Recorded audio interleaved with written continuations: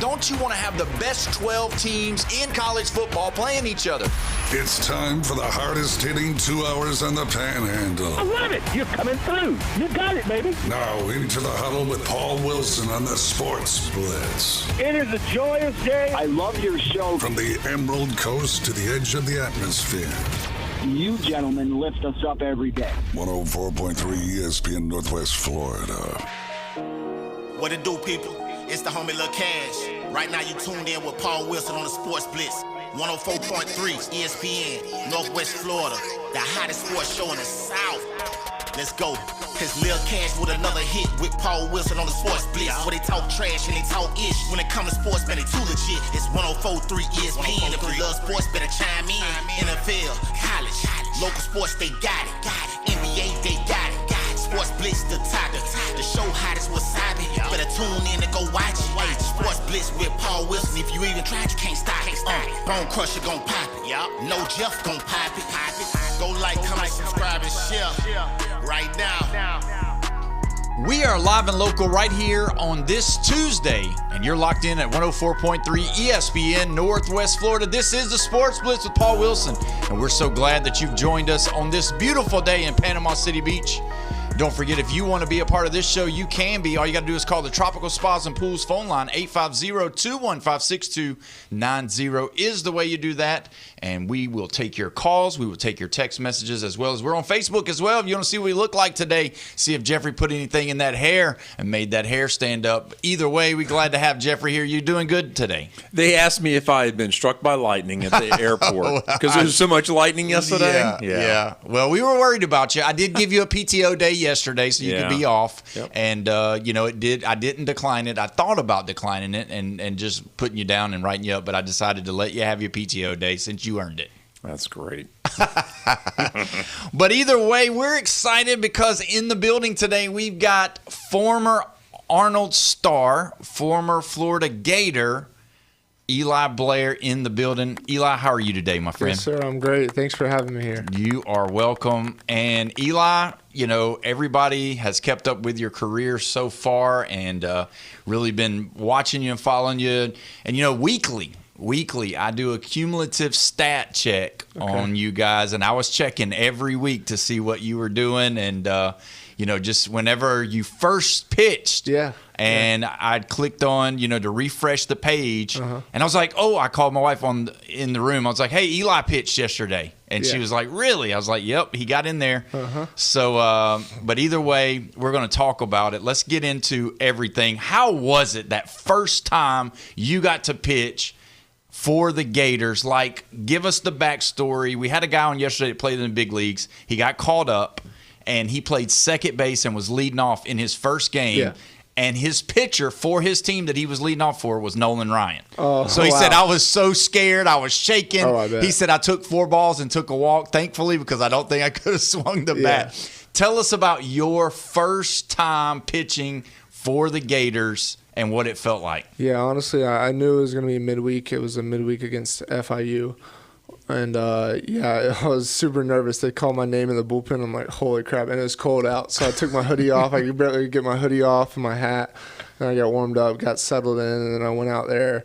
I think mid-game we were up like 16-8 or something like that. And I got out of it, and it was a great experience, honestly, to pitch in the SEC like that. It just made your, taking a hoodie off is hard. Yeah. I'm like, holy crap, my adrenaline spiked like that. I felt it rushing, and my heart started pumping. But once I just started throwing the ball on the mound, I got it under control, and it was a lot of fun. I mean, I got to experience that. I'm like, wow. And I just took a deep breath in and realized, like, I made it to this level, and it's a great feeling. Yeah, and, obviously, and looks like you've grown a couple of inches since the last time I saw you. Yeah. Are you 6'7", 6'8" now? What are you? Yeah, I'm like 6'7" 3/4", but I just say 6'8". Yeah, so you're right there at the 6'8". With shoes on. That's what we're going to do with shoes on. Yeah. And what's your weight? How much you weighing now? I'm 220, 225. I bounce around in that range, but I'm trying to gain weight, Yeah. Always trying to gain weight at this size. Well, that's pretty cool. But you want the muscles in the arms and the Yeah, shoulders, yeah. right? Yeah. You want it in the right places. Yeah, Yeah, exactly. with the legs, though. The legs is where you got to have it. It's a lot of moving parts for this big of a body. So. Yeah. I bet the one part is having to find clothes that fit. Yes, yeah. My mom has to You have order tall at- parents? Both my parents are 6 foot, so Yeah. the 6'8" is kind of like a reach. It's kind of out there, but I got blessed. So, but yeah, I got to shop online for all my clothes basically, and they had to order me. Some of the stuff didn't fit that they gave me, Yeah, So. well, I understand. So, all right, so you got there, you started pitching, and being in the SEC, and having one of your other pitchers just got drafted, Liam Peterson, drafted in the first round. Yep. Being able to pitch with him, no doubt you saw, if not faced, some of these guys that played. Now, were you in any of the games against other SEC schools? Yes. Okay. Who were that? So we took a road trip to Alabama, and I pitched that Friday and Saturday against Alabama, and then we played A&M at home later in the year, and I got to pitch on that Saturday game. I got to close the game out actually in the ninth inning. I mean, we were losing, but I got to pitch the ninth, which is pretty cool. Yeah. So that's what they primarily did with you this year. Is you got to come out of the bullpen? Yes. And yeah. this is the first time you ever did that, right? Yeah, I was a starter all through high school and travel ball. I was always starting games, so it was different for me. But I mean, I liked it. It was fun coming in those situations. So. I guess it gave you a perspective of understanding how to do it. And just the next level, like in high school, you usually go 7 innings, or a guy might come out, but you really learn the bullpen aspect of the game. Yeah. How hard is it? Like, give us the peel back of how hard it is, because when you're starting, you've got a regimen that you're going to do, that you're going to, and Paul Skeens has got his out, and I'm sure a lot of guys do that. How different is it when you're in the bullpen, though? Because, I mean, you obviously have to stay ready, but then do they already know who they're going to kind of go with that game, or is it a real surprise to everybody of who they're going to go with? It seemed more like it was just what situation we were in and how long the starter goes and stuff like that. Like in midweeks, they would usually want to throw guys that haven't thrown as much, so those were more like scripted, I guess, or like this guy's gonna go this inning, and they obviously always had a game plan. But I mean, I've seen guys get up and get down 2 or 3 times, never go in the game, and then this guy gets up and goes in straight. So it was always like, you never know. Yeah. You really never knew. And the score could change just like that. So yeah. And it's always about, strategic, about if you got a left-handed batter, right-handed batter, you're bringing in all of that kind of stuff. Yeah.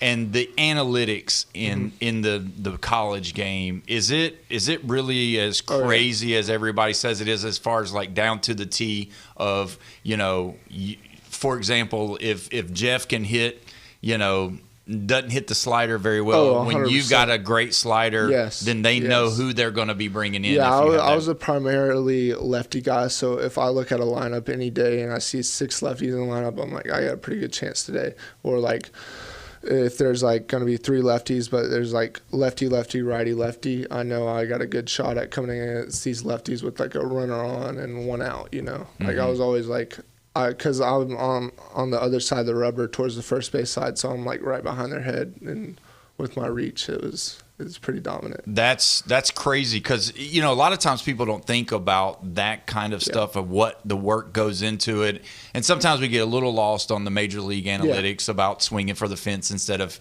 hitting for average and all that mess. But it's different for pitching. The coaches definitely game plan all that. Like it was interesting to see that level of coaching and understand like, wow, this is a really truly, there are definitely levels to this game as it goes up. Instead of just getting up there and throwing hard. Yeah, you just blowing it by everybody, or having a nasty curveball. Like they can hit that curveball there. Right. Yeah. How important is it to locate as far as like with your pitching? Because like you said, everybody can hit. And I joked with you before we came on the air about wanting to come and let you hit, but I said no breaking stuff, just straight fastballs. Because I mean, technically, you've got to really know where because every guy that you're going to face, especially in the SEC, they're going to be guys that can hit every pitch that you can throw, and you're trying. It's almost like a chess match. Yeah. You're trying to say, I'm giving you this, for the sake of a pawn instead of my queen. You know what I mean? And you're trying to confuse them. How much does that go into? Do they call your game for you, or can you? Would they allow you to shake off a pitch, or did you just kind of like go with the flow? Yeah. They called the game. We had a pitch column in our hat that they'd tell you what to do, where they want the pitch. It'd be like slider down or fastball up, and that's where they want it, and that's how you have to throw it. And yeah, the location part of it's very important, especially at that level, because if you leave a slider up, it's getting hit. Like, you got to get stuff down or get stuff in. They preach a lot about pitching into righties, because they would always say that the game lives on the outer half of the plate. Yeah. Everybody wants to go out. So if you can go in on guys, like, it's very effective. That's how you get, and it's about being able to keep them off balance and confused and not knowing what pitch is next. So what's your repertoire? What pitches do you have that you throw right now? Yeah, so over the fall, I sat down with the pitching coach at Florida, and we decided to drop me down. My slider and sinker were like, my hand position was actually more like 3/4 compared to where my four seam was over at the top. So he was like, why don't we just scratch the four seam, drop you down, and you go sinker slider, and then we'll add a changeup in the way. And I was like, yeah, and it was very effective for me, actually. And so which way did it break the opposite way, or did it break down? What did it? Yeah, my slider would just go into righties, and then my sinker would just go away. So it was just two pitches going exactly a different way, and I would just tunnel it off that. How important is it to stay in the same group pattern though, up until it gets to the plate? They could definitely, like, if you have your slider and your hand points up, it's a totally different pitch. Or they can, guys at that level can tell. Yeah. So. And so depending on where your arm slot is, they'll know, they can kind of read you after a couple of times. And how important is it for batters, though, to watch you warm up? Do they tell you to throw all of your pitches during the warm-up session time when you're out there, getting ready to pitch? I always just throw a few sinkers and then bang sliders, because I knew I was just gonna be slider heavy all the time with lefties. I just knew like one time I came against High Point, and there was a runner first and second, 2 outs, and there was a lefty up, and it was after a rain delay. And in the bullpen before I went in, it was all sliders. And then I went out there and threw 6 sliders to the kid and struck him out. So wow, yeah, that's crazy. It was just slider. And it's crazy because even some of the analytics of Major League Baseball, I'm sure college is probably following the same suit. But it's amazing that the fastball is still an effective pitch, but like you said, you may not see one, so sitting fastball as a hitter might not be that way here in the next 5 years. You may have to be sitting their best pitch regardless if you know that they're analytical, curveball or slider. Yeah, but with how guys are throwing today, you're 102s. You better hit it. Yeah, you got guys with plus fastballs, plus rides, so a fastball is a fastball at this level, and they're pretty fast. Yeah. So where are you at on your fastball right now? Yeah, I'm 88 to 91. I touched the 92 in the summer. But I'm just trying to ever so slightly get that velo ticking up. That's my main goal with that, and just become more consistent with my pitches. What's the most important thing about making sure that your arm is taken care of? Like, you got these guys, I know that there's a lot of travel ball dads that listen to this show, and a lot of younger guys listen. What's the things that they're telling high level players like yourself what to do with that arm? Yeah, I really liked Florida in the arm care aspect. They had a training room with all the gadgets and all the medicine tools you could use. I could go to the trainer, tell them what's wrong, and they'd scrape me, or they'd do something to my arm that made it feel 10 times better. And then we had these arm care programs that you could do with weights, bands. We had the whole 9 yards when it came to that, and I really liked it there. Yeah. For that aspect. All right, so let's dive into the Florida aspect. Obviously, you're leaving, and where are you going for next year? Yeah, I committed to South Florida down in Tampa, so I'm pretty excited to go there. So you're going to the Bulls. Yep. And why the Bulls? Why the Bulls? So when I entered the transfer portal, I looked at it and I said, I want to go somewhere where I'll have the opportunity to start and pitch a bunch of innings, pitch how many innings they need me to. And I knew that was going to be more on the mid-major side. And I looked at it, and I looked at the location. I looked at the coaching. The pitching coach there, Dave Island, he played pro ball. He was the pitching coach for the Yankees in 2009 when they won the World Series, and for the Royals in 2015. So he had a track record. Wow. That was out of this world, and I was like, wow.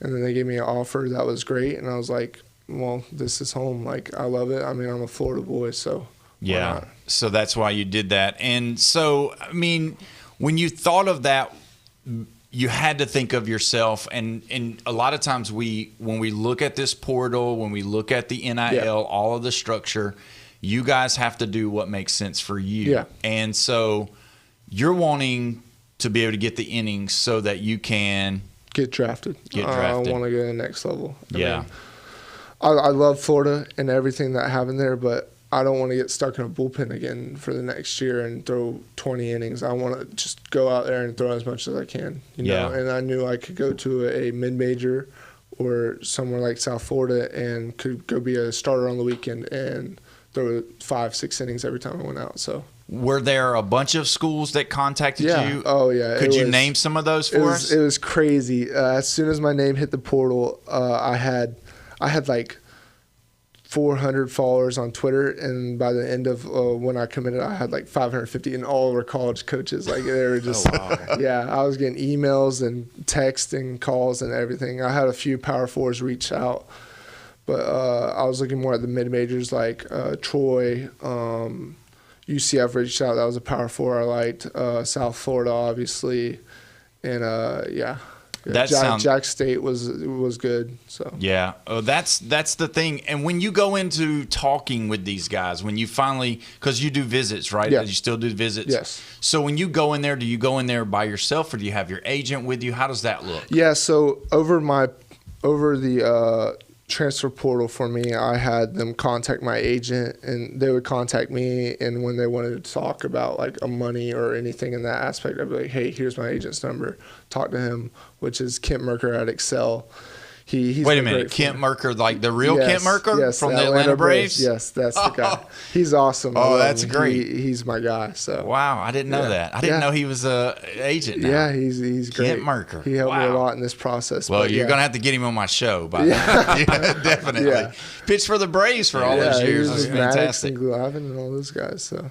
Yeah. So when you go in there and you and him are sitting there talking with the college, like, what is the number one thing that you would say that they want to talk to you about? Are they trying to sell you personal growth? Are they trying to sell you team aspect? Are they really just trying to throw money at you? What's the number one thing that you would say in your experience that they're doing behind the scenes when nobody's looking, when it's just you and their representatives and your agent? I'd say it's a range of things. Obviously, the money is a big aspect when it comes to that. But, yeah. I mean, I told schools, I was like, I'm looking for two things. I'm looking to develop. I want to see what y'all got on the development side, and I want an opportunity to throw. And they would all come out with all the technology they have, who's their pitching coach, and just I look at kind of like the track record of their program and the history of the pitching coach and where they've been at, and yeah, that was pretty much it for me. So that's how you settled in. And so when you do this and you have these, is it a little nervous? Like, I mean, are you nervous in there when you're sitting with those guys and you're just like, gosh, I don't know if I want to go here? How hard was it to really zone into South Florida? Yeah, so I was nervous in high school. So I've done this before. I did it in high school. Right. When a college coach would call you for the first time, it was a little nerve-wracking, but then I got used to it. And then I was like, this sport is a business. College baseball is a business. And like my dad always says, it's Blair LLC. It's about you. So you should treat it as a business. And all the coaches are the same when it comes to it. They're all trying to get you. So that's crazy. And that's what, when we are outside looking in and we're covering it and we're looking at it and we're trying to figure out, what's going on, what's being said. It's just crazy to know that that those things really do come up. That's great. Yeah. So let me ask you this: as far as what are you doing right now? What's the plan? When do you report? And how are you doing right now with your family and all that? Yeah, they're great. I just got back from Virginia. Actually, I played summer ball up there in the Valley League, and me and Cooper are actually up there, and we stayed with the same host family. And I love Virginia, and summer ball was awesome. You know, I got to go out there and throw with confidence and throw with not careless, but like I could go and attack a guy and try new pitches out, you know, and just do what I want to do and figure stuff out for myself on the pitching aspect side. So how does do the major league, do they get in touch with your agent as well during the time before the draft? I mean, do they put their feelers out? Has any of those guys reached out to your agent? Yeah, so in high school, I had some I had some scouts reach out, and it was more of a high school thing for me. And then I went to college, but next year I'm going to be a draft eligible sophomore because I'll be 21 before the draft. So if I have a great year, I could expect to be drafted or stuff like that. So we'll have to see. But I haven't heard anything about scouts now, but they're probably turning the page now and looking at the 2027 draft. So. Yeah. So when you pitched against Alabama, I got to ask you this. I forgot. Yeah. Were you able to pitch against LeBron? Yeah. So yeah. Give us that story. So not LeBron James. I know you're not an Alabama fan. Yeah. So I got him. I pitched against him twice, and I got him 0-2, and then I ended up hitting him in the butt with a fastball twice. So. Oh, you hit him twice? Yeah, I hit him twice. But it was because we were trying to go fastball in on him, and I let it go a little too inside. So yeah, I wasn't too happy because I wanted to get that out because he's because he's first round draft pick and all of that. So well, that's good. At least you've hit him.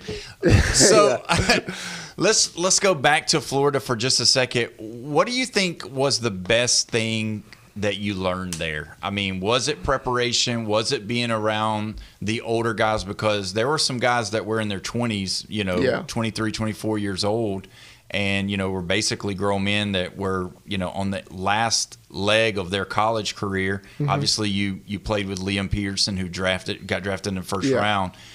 What did you learn the most while you were at Florida? I would say the attention to detail with everything, like coming from the pitching,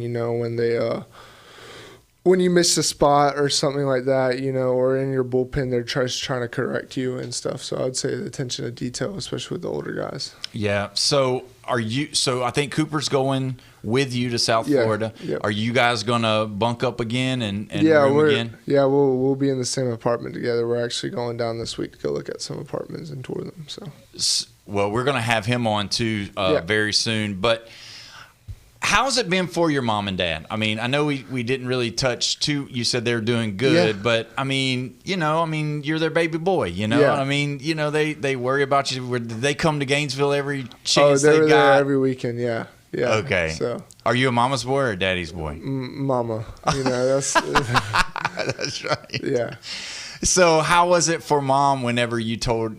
Was that your first calls that, hey, or did y'all already kind of know during the season? Yeah, we were, for the portal, we were just talking about it as a family, and we just had talks. We had talked with my agent and just decided it was the best decision for me in my career, And they were 100% supportive. They were along the journey all the way with me through the portal and stuff, and they kept note of everything, and they helped out a lot down my visit with USF. They were asking all the questions and all the information that was needed to know. Now that's going to be because that's in Tampa, right? That's where it's at, and you got to stay focused, and you can't let that. What are you looking at me like that for? I mean, Tampa. It's not really a college town, Paul. Yeah, but Tampa, it's a big city. Tampa's a big city. It is a big city. I mean, you can't be like him when he was in college. He was focused on, things that come in cans a lot. So let me ask you this before we go. I always try to do this for, like the younger kids that might be listening. What's something that, as a, 9, 10, 11, 12, 13-year-old kid that's, playing baseball right now, what would you say focus on for those kids that are playing right now? I would just go back to as a pitcher, it's always throw strikes because I mean the velocity's cool and all, but when you get Tommy John or you hurt yourself, it's not that cool and it's not that fun. So I would just say throwing strikes, developing 3 pitches that you can use to throw strikes anywhere. Get to strike 1 as much as possible. If you get to strike 1 and get 0-2, 1-2, you're going to have a lot of success in this game. Because what I learned from Florida is the difference between counts is an incredible difference. A guy could hit 2-1 count compared to a 1-2 count. It's polar opposites, Yeah. They hit probably $180 and a 1-2 count when they're hitting 320 and 2-1 counts. So that's the key: getting ahead to detail, and throwing strikes. Getting ahead and throwing strikes. Not necessarily throwing. Trying to, and I know this is popular to try to throw, your velo. Yeah, and I've been through it all. I still want to throw hard. Yeah, I want to throw 95, but I understand that there's a process to it, and the velo will come. Yeah, I knew it. I know if I keep my head down and work hard, it will come. So yeah. Well, Eli, it was great to have you. Thank you so much for coming and talking with us and letting us, kind of dive into what was going on in the process. And we wish you nothing but the best. Thank you. And before the season starts, maybe we get you on, maybe either by the phone or whatever. And then maybe we'll come down and check out. Maybe Jeff will take me down to Tampa. It's a nice area. USF's got a nice campus. Maybe y'all could host us down there. Maybe we could go live or something and do some fun stuff. Awesome. But either way. Awesome. All right. Eli Blair from the USF Bulls joining us today. We appreciate you so much. When we come back, we'll dive into a lot of stuff that's going on this week in sports. You're listening to the Sports Blitz with Paul Wilson right here at 104.3 ESPN Northwest Florida.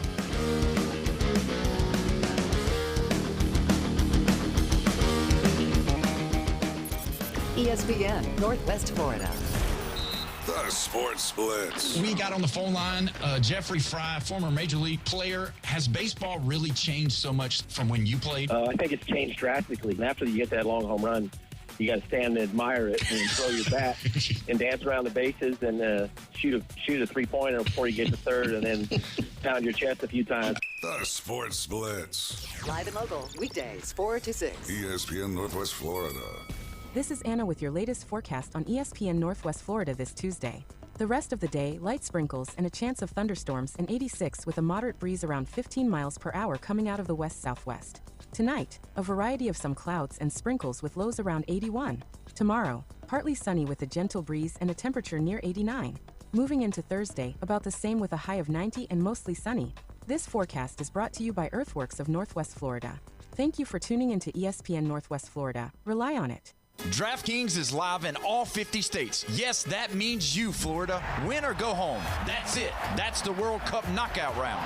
And DraftKings has you covered for every single match. The DraftKings app is now live in Florida. So whether you're catching the early kickoff before work or the late match at the bar, you're in every minute, every match, every moment, all in one app. Right here in Florida, the world's biggest stage in the palm of your hand. New DraftKings customers sign up with the code NWFlorida. Spend $5 to get $200 in total rewards over 21 days. That's code NWFlorida in partnership with DraftKings. The crown is yours. Event trading offered by DraftKings Predictions, a CFTC registered introducing broker. Trading involves risk of loss. Market availability varies. Eligibility restrictions apply. $50 every 7 days via click to claim, issued in non-withdrawable prediction dollars that expire in 1 year. Ends July 19. Terms dkng.co/predictions promo. 104.3 ESPN Northwest Florida gets results. Here's Alan Watson from Gulf Plus in Panama City Beach. When we first came to Panama City Beach to launch our business, we didn't really have a voice and we didn't have any way of letting people know that we were here and we were new. ESPN Radio has given us a way to reach our audience, which is sports fans, because of being in the golf industry. And we've managed to grow the business while staying on the radio for 6 straight years. So it's been the kind of thing that's really helped us to grow. It's brought in the most business, and it's the thing that we're recognized for and people associate us with. I couldn't be happier with our association with ESPN Radio. To see how 104.3 ESPN Northwest Florida can help grow your business, go to espnpc.com and click the contact button. That's espnpc.com and click contact. You've got the games, but we've got the breakdown. That's the difference between a winning football team and a losing football team. Hot takes, cold truths, and the takedowns that get everyone talking. This is the Sports Blitz with Paul Wilson. Then you're going to run into a big problem. 104.3 ESPN Northwest Florida. Welcome back. You're listening to the Sports Blitz with Paul Wilson right here at 104.3 ESPN Northwest Florida, your spot for the Atlanta Braves. The Braves right now are on the All-Star break, so they don't play tonight, but they will be kicking back up on Friday versus the Texas Rangers. Right here at 6 o'clock is the coverage time. First pitch is at 6:15. Don't forget the Braves are sponsored by Hewitt Tire and Auto, Brock Pest Control, Billbird Kia, Cito, Blue Diamond Truck Accessories, and PCB Hobby right here in Panama City Beach. We're so glad to have you here with us today. If you want to call in or text in on our Tropical Spas pool line, you can. 850-215-6290 is the way you do that. We got Jeffro in the building. And I want to talk to you about something that hit right before. Now, we didn't discuss this, so this is all new, so I'd love to get your response. The date is officially set. The league notified teams today that there will be a special one-day meeting on the afternoon of Wednesday, August 26th in Atlanta. It's expected that there will be a vote on the Seattle Seahawks ownership transaction pending the Finance Committee review. There will also be an update on football and business matters related to the upcoming season. So the Seattle Seahawks have officially started the process of being bought by a team or by a group of people that is connected and with the San Francisco 49ers. Yeah, it's only one guy, though. Yeah, I mean, he's a big part of it, and then there's a group. Yeah, so what do you think about that? That's kind of strange, huh, in your opinion, because they're in the same division. Yeah, they're in the same division. They could be playing each other. Oh, I mean, is there any inside information being given to the team that looks like they're going to be? No, what? They don't know the inside track yet. But they It's might. it sounds like almost like a conflict of interest. A little bit. I had heard about that a couple of days ago, and I was like, wow, okay, that's interesting. Yeah, very interesting. You know what it is? It's tech money. It's all the West Coast. Yeah. You got Silicon Valley right there. San Francisco is not San Francisco. It's Santa Clara. That's where they play. So they're sitting right on the edge of that, cusp of Silicon Valley. Got a lot of tech money out there. Seattle, same way. Same deal. Well, I want to talk about last night, the home run derby. Oh, yeah. And being in Philly, it showed what kind of fans Philly has. I mean, we've talked about it. The Philadelphia Eagle fans, the Philadelphia 76ers fans, the Philadelphia Philly fans. I mean, they are a group.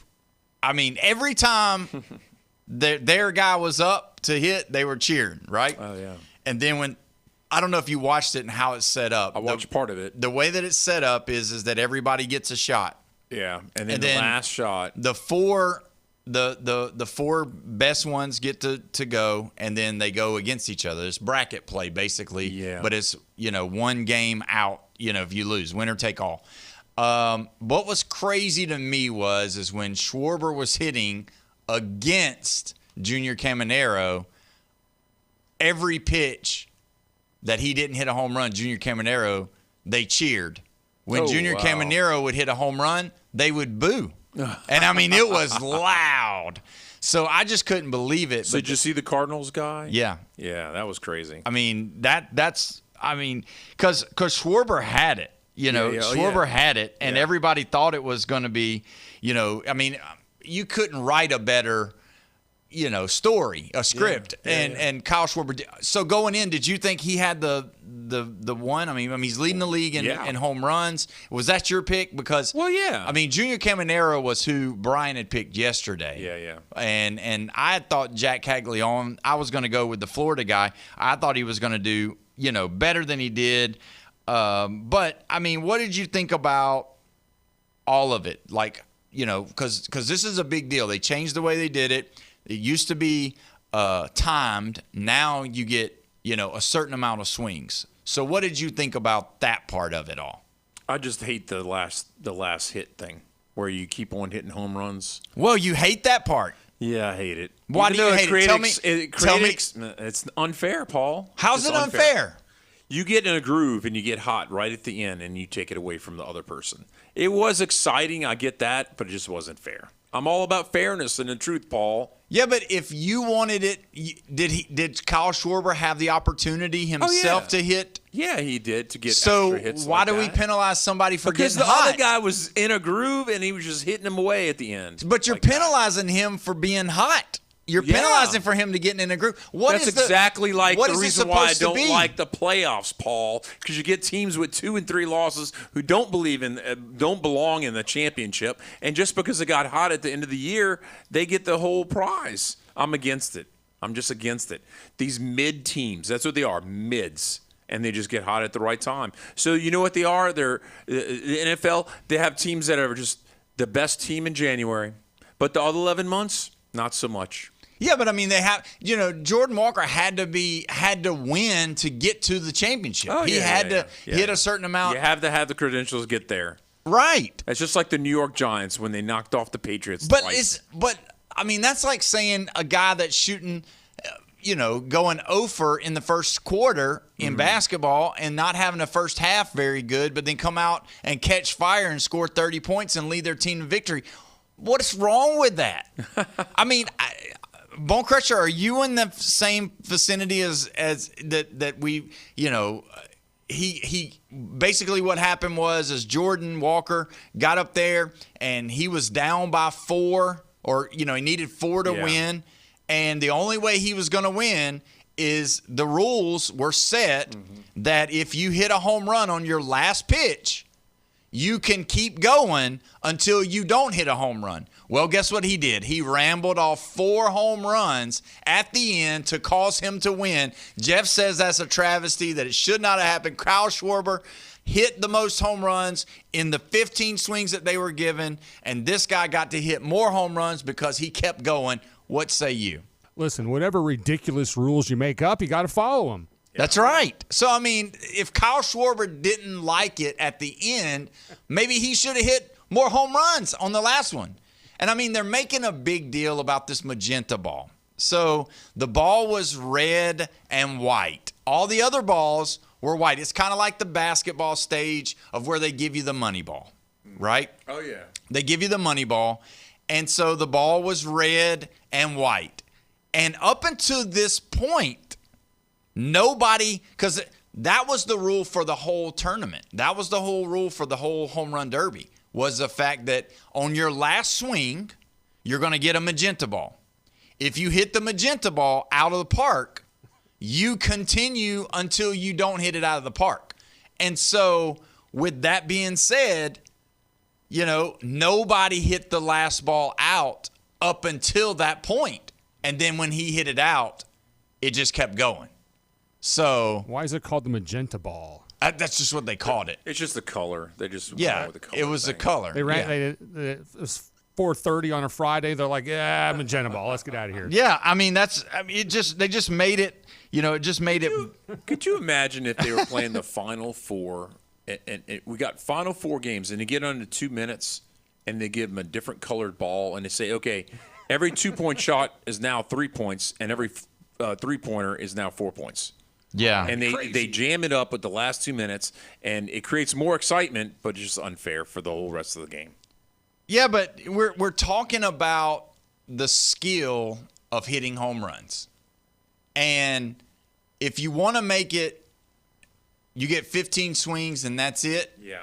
Then that would be the rule, but it's not. That's not the rule. The rule was you can go 0 for 15 up until the last, or 0 for 14 and get to number 15 and hit 10 straight home runs, and you might be in the final. So, well, maybe next season they'll put the magenta ball in during the regular season. Then nobody hits the ninth inning, and then nobody hits it, and nobody hits that ball because it's different colors. And I mean, it's red. I'll tell you this: for travel baseball for these kids, you can't wear a white sleeve on your throwing arm if you're pitching because it might disguise the ball a little bit when you're throwing.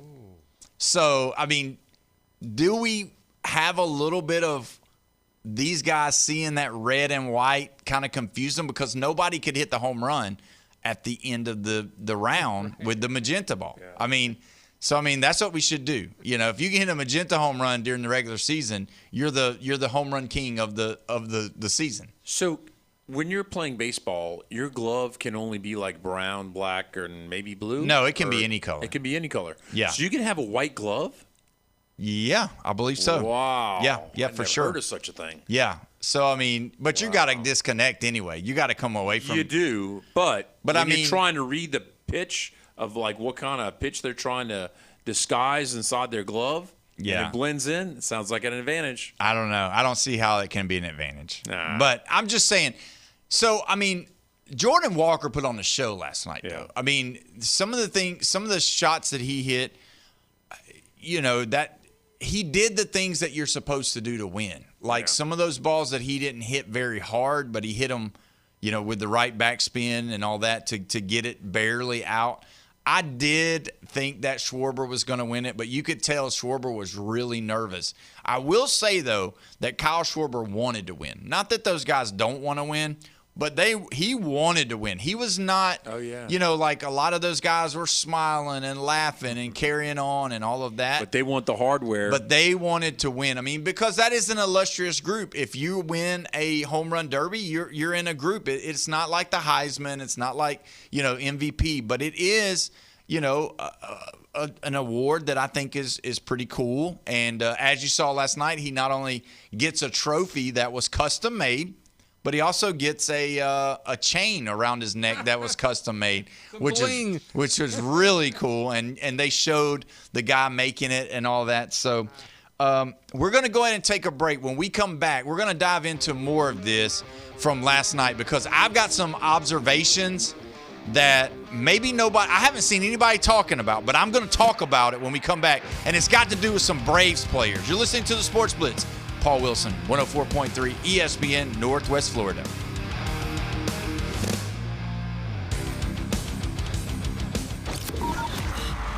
You've read the headlines. You've seen the highlights. Highway robbery! But how about the unfiltered truth? Steroid era, you can like it, love it, hate it, whatever. It's safe baseball.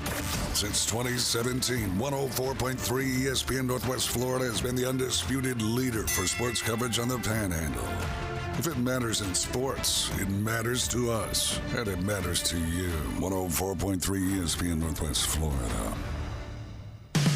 Discover the new Kia. Stop by Bill Bird Kia today and test drive the all-new 2026 Kia, where comfort, safety, and technology come together like never before. Explore the new 2026 SUV family that moves you and drive away in a new 2026 Seltos, Sportage, or Sorrento that are built to inspire every journey. Craving performance? Feel the thrill in the luxurious 2026 Kia K5 sedan, crafted for power, style, and you. And for innovation that sparks excitement, check out the 2026 all-electric Kia EV9, a modern masterpiece that's fast-charging, rugged, and roomy. Bill Bird Kia is the original 20-year, 200,000-mile warranty. It's the peace of mind that you can trust. Visit us at 2435 East 15th Street, Panama City, or online at BillBirdKia.PanamaCity.com. Bill Bird Kia, your local community dealer. The 20-year, 200,000-mile warranty is a Bill Bird Kia warranty. See dealer for details. ESPN Northwest Florida with their quick programming update. Hey, it's Coach Hale with two quick programming notes. Listen to The Herd with Colin Cowherd at his new time, weekdays 11 to 2. Plus, Paul Feinbaum's working the split shift, Monday through Friday, 2 o'clock to 4. Then we bring him right back on from 6 to 8. Make sure to wake up with the Coach James Hale Show, weekday mornings, 104.3 ESPN Northwest Florida. ESPN Northwest Florida advertisers get results. Hi, this is Todd from PCB Hobby on Back Beach. Advertising with ESPN Northwest Florida has been a wonderful experience. Their staff is very knowledgeable and friendly. If you want to talk with customers like you never thought possible, reach out to the team at ESPN Northwest Florida, 850-215-4468. Get results for your business. Call ESPN Northwest Florida, 850-215-4468. On this show, we don't hold back. We react, we dissect, and we tell it like it is. You're locked into the truth. Listen! You're locked into the Sports Blitz. 104.3 ESPN Northwest Florida.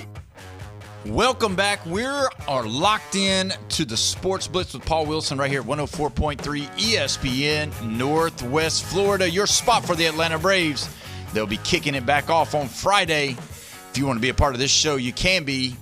850-215-6290 is the way you do that. The Tropical Spas and Pools phone line is open and active. Now, I want you to do something for us right now if you haven't already. You need to go to the ESPN Northwest Florida Facebook page, and you can comment on our post with a pic of your fur ball. The Cutest Pet Contest 2026 right now is active and going strong. The top 3 pets with the most likes win fun prizes. Get your friends, your families to vote. Every like matters. So there's going to be a prize pack. You don't want to miss it. And I looked earlier and I saw a lot of people had put their pictures of their dog. I haven't voted yet.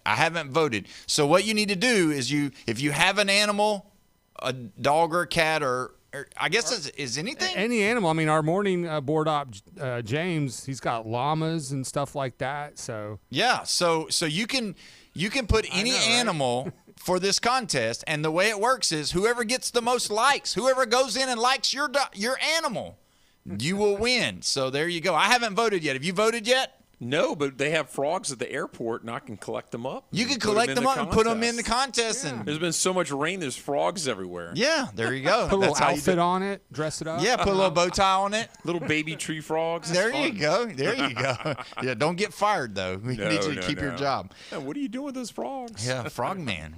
Weird.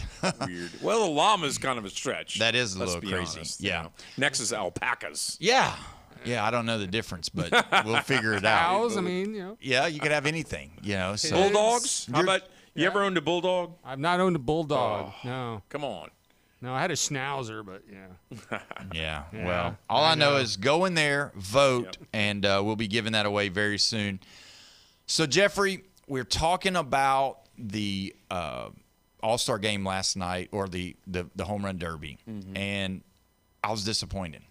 I was disappointed in a few people. Now, you might not be disappointed, but, okay, so backstory. I was a police officer for 5.5 years in Mobile, Alabama. Okay. And I took a lot of people to jail. I've had a lot of He's proud of it, too. Like, you're out of jail. No, I'm just trying to tell you. Y'all kept count, right? No. And there wasn't a quota, by the way. There was not a quota. There's your answer. There's not a quota.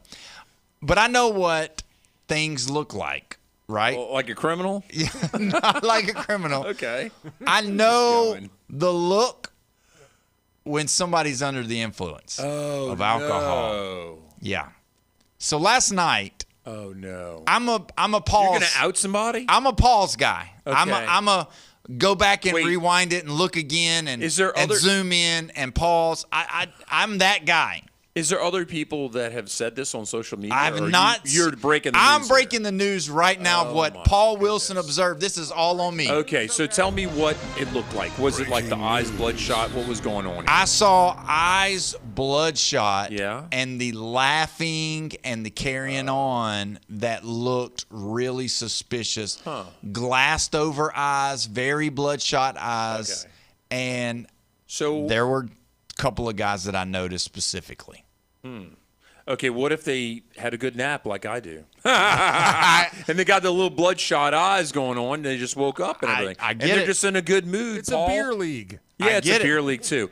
I mean, John Daly. We need more John Dalys in baseball. And look, I know that the 86 Mets used to go up in the clubhouse and drink them a beer. Yeah, but Gooden and Strawberry doing a little more than the little liquor thing going on there. And I know that there were some guys that they'd go smoke them a dart every once in a while. The seventh inning is do a shot inning. So is there a rule against alcohol and being at the I mean, were these guys participating? No, they in the were home not run derby? participating. Oh, okay, then they're on their own time, Paul. Yep, it's a good weekend. I understand. It's a Monday, I know, but it's their weekend. Yeah. I mean, it's before a game. They're probably going to be playing today, hopefully. Yeah. They'll be sober by today. Is there that much fault in it? Is against the law? No. It's not. They're of age. Yeah, they're of age. And I want to know what you guys thought about it. Because I'm okay with it. You're all right? They're what having about a you? good time. Officer Killjoy.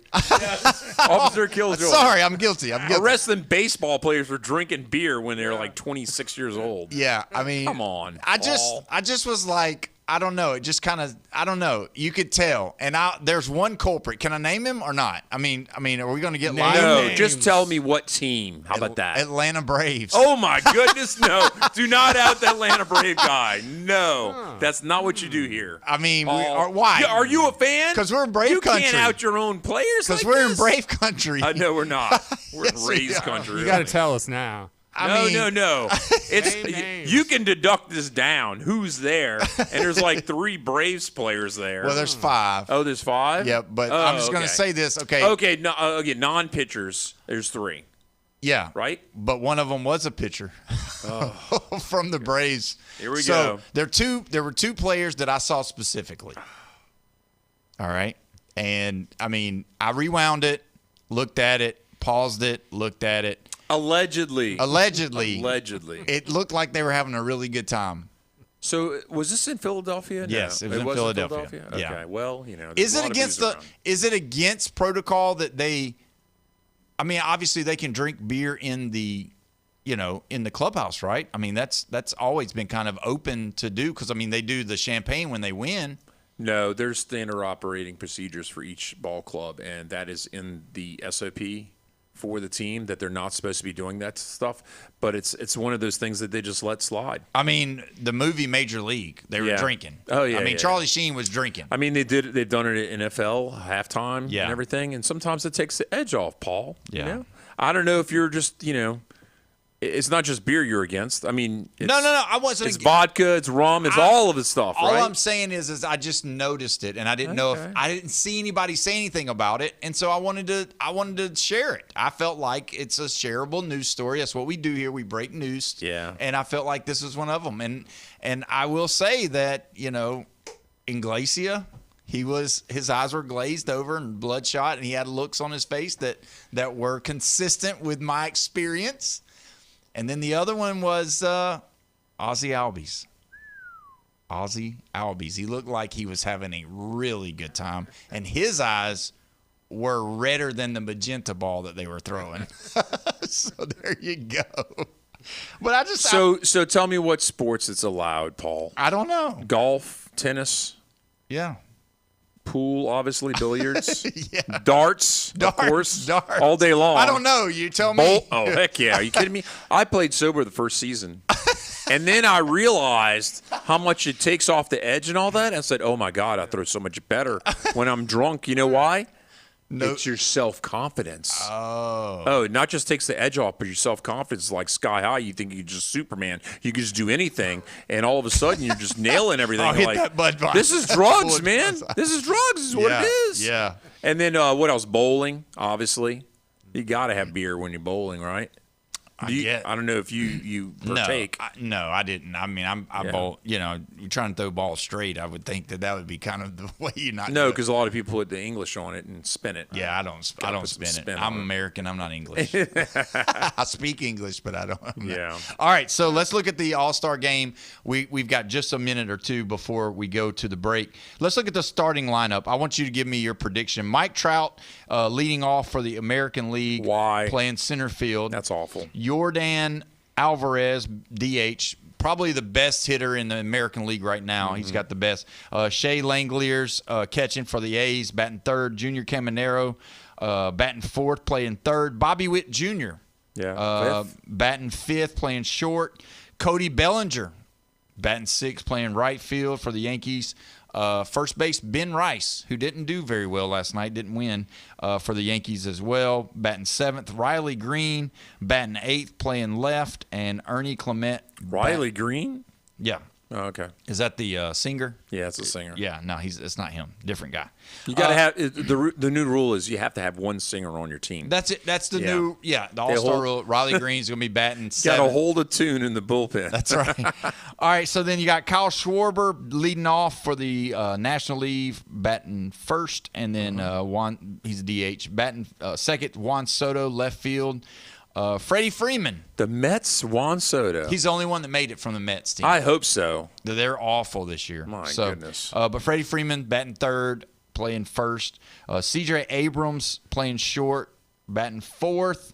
Max Muncy batting third, or playing third, batting fifth.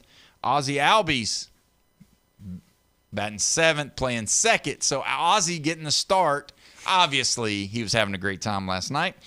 Brandon Marsh with his Brandon Marsh with his wet long hair playing right field. He's giving people haircuts now.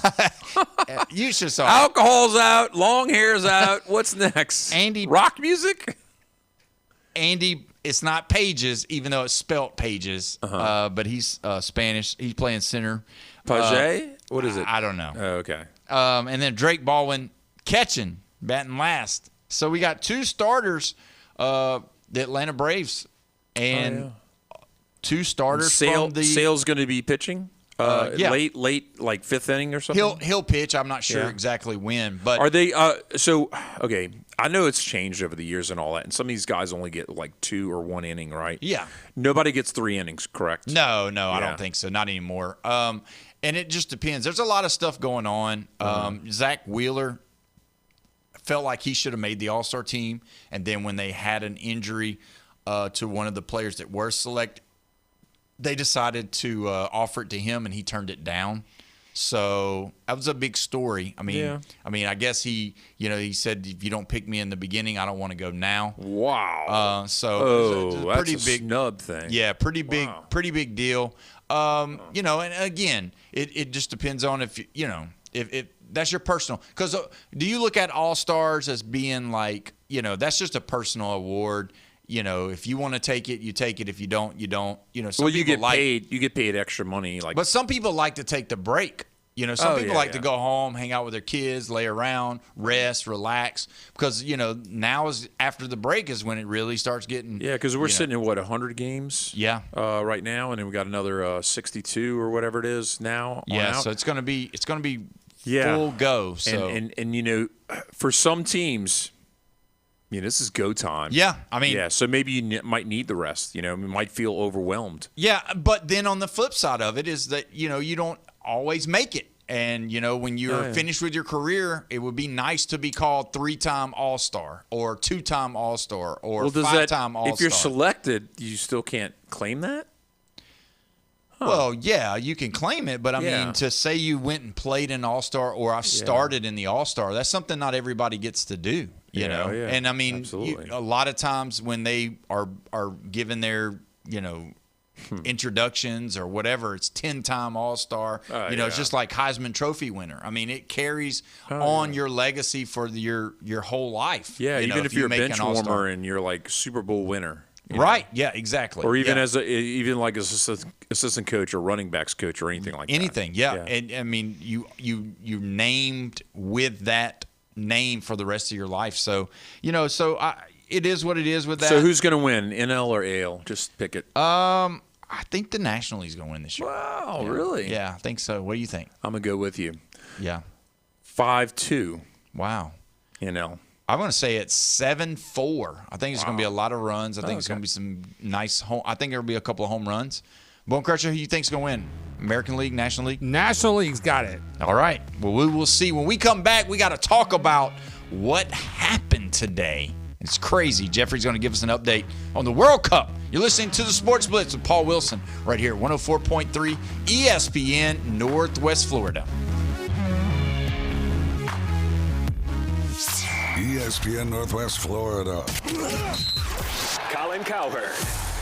We saw it against Germany in the friendly. Our defense, when exposed to elite playmakers, was shockingly overwhelmed. Let's be honest. There was a next-level technical skill for Belgium, and against our weak back end, which we all knew was our weakness, it was exposed. The Herd with Colin Cowherd. Weekdays, ESPN Northwest Florida. Good evening, this is Joanna with your weather forecast from ESPN Northwest Florida on this Tuesday. Partly cloudy tonight with a wind at 8 miles per hour out of the west-southwest and a low of 81. Tomorrow morning, look for a mixture of light sprinkles and some sun with a temperature near 87. The afternoon and evening, a high around 89 and some sun. Thursday, very warm with a high of 90 and mostly sunshine. This weather forecast is brought to you by Earthworks of Northwest Florida. Thank you for listening to ESPN Northwest Florida. Rely on it.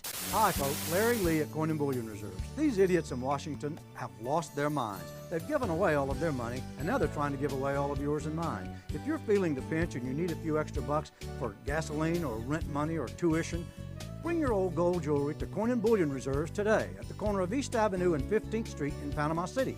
No one in the country will pay you more for your gold than Coin and Bullion Reserves, and you can take that to the bank. Coin and Bullion Reserves.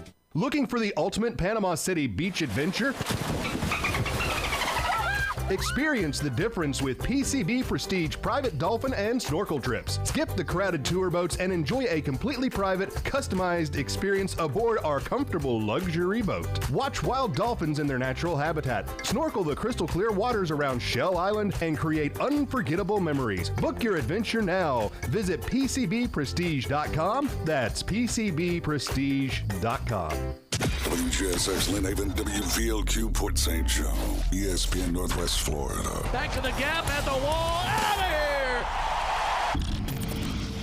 here! ESPN Northwest Florida with their quick programming update. Hey, it's Coach Hale with two quick programming notes. Listen to The Herd with Colin Cowherd at his new time, weekdays 11 to 2. Plus, Paul Feinbaum's working the split shift, Monday through Friday, 2 o'clock to 4. Then we bring him right back on from 6 to 8. Make sure to wake up with the Coach James Hill Show weekday mornings, 104.3 ESPN Northwest Florida.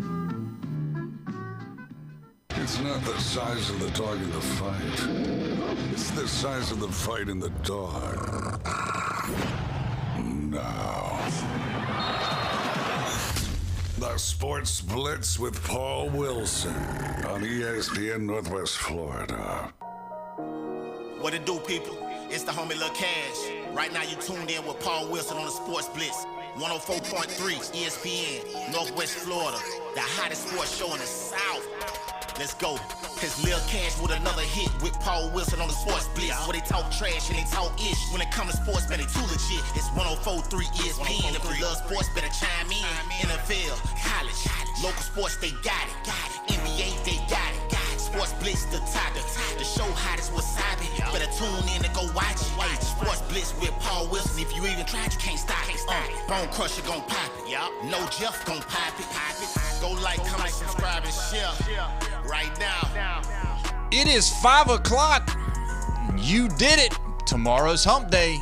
And it's Tuesday. You're locked in at 104.3 ESPN Northwest Florida. This is the Sports Blitz with Paul Wilson, your spot for the Atlanta Braves. Don't forget the Braves. They're off. You can watch them tonight, some of them, as they play in the All-Star game.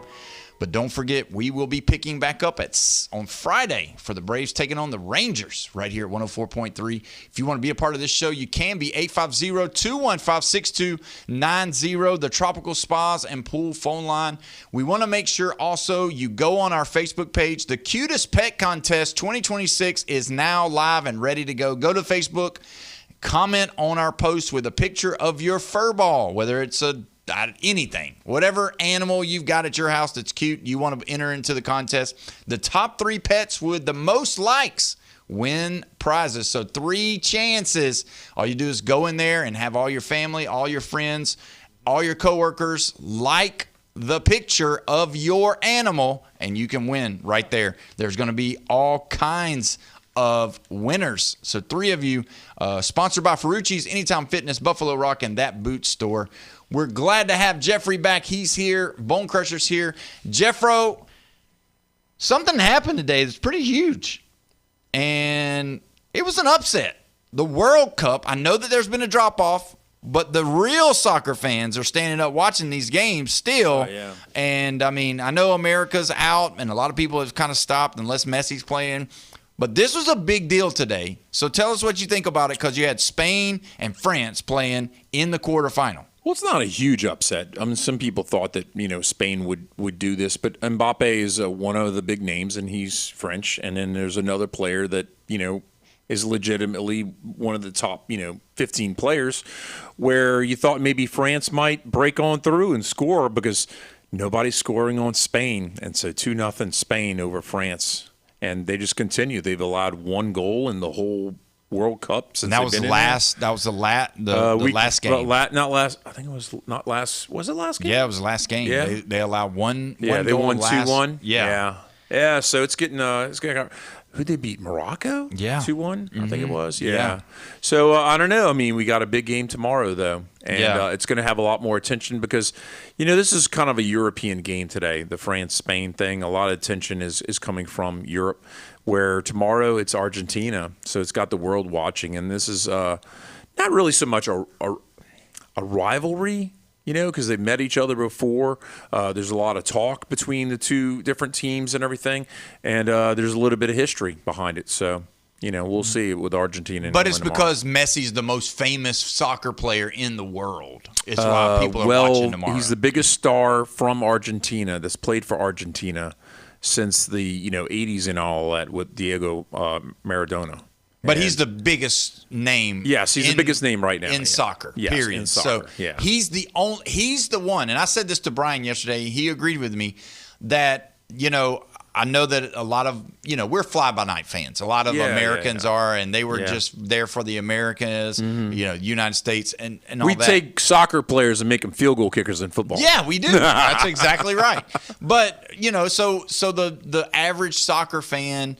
Or the what was watching that got all the numbers up. Yeah, those guys are not watching unless they're for Messi. I mean, Messi sold out Auburn Jordan-Hare Stadium. Mm-hmm. So and again, Brian brought it up yesterday. You wasn't here, so I want you to. I mean, they're saying if Argentina goes, this might be fixed. I've heard that be mentioned and everything, but. It's a big story online. They're and the fact that they've come back like 3 times is kind of like unreal. Yeah, and the fact that some of the calls have went their way every time. You're right. There was comparisons and all that to some fouls that happened, and they're like, well, they let Messi do it. Yeah. So do you think?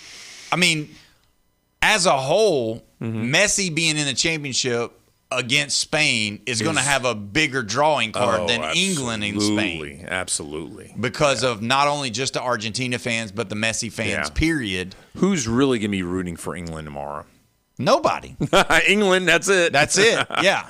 Maybe Norway, maybe. I don't even know. Now, I asked Brian this question. I want to ask you. It's in Atlanta. So what do you think the number of fans in the building will be? Do you think it will be 60-40 Argentina, 50-50? Because he thought it might be 50-50. He said England travels well. Oh, they do. But I think it's going to be Messi all day long. I think it's going to be just like Philadelphia last night. They're going to boo when England touches the ball, and they're going to be cheering when Argentina touches the ball.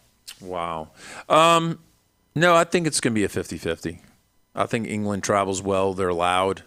They don't get drowned out. And they're drunk. Do you think they're going to win, though? You think England's going to win? I think Argentina is going to win. Do you, because the fix is in? I think it's in the cards.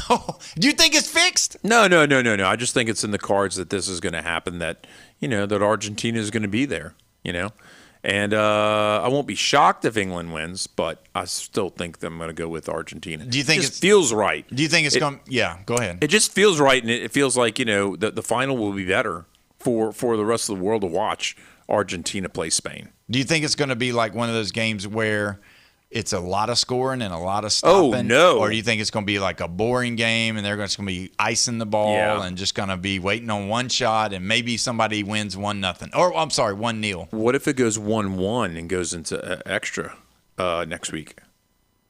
I mean, that might be the deal. Because Spain only allowing 1 goal. I mean, it's kind of a thing going on with Spain. Yeah. And what if Messi's the only one that gets the goal on Spain? And guess where he played his professional career? Barcelona. Oh, okay. Yeah, so that's Spain. Yeah, so that's like kind of the narrative that's kind of we're getting to. And then the other thing, when he was a teenager, I don't know if he's 10 years old or whatever, he got sent to Spain to get trained and play soccer, Paul. Oh, so I didn't know that. Oh, yeah. He may have been born and like partially raised in Argentina, but there's been always those comments about, oh, well, are you really Argentinian?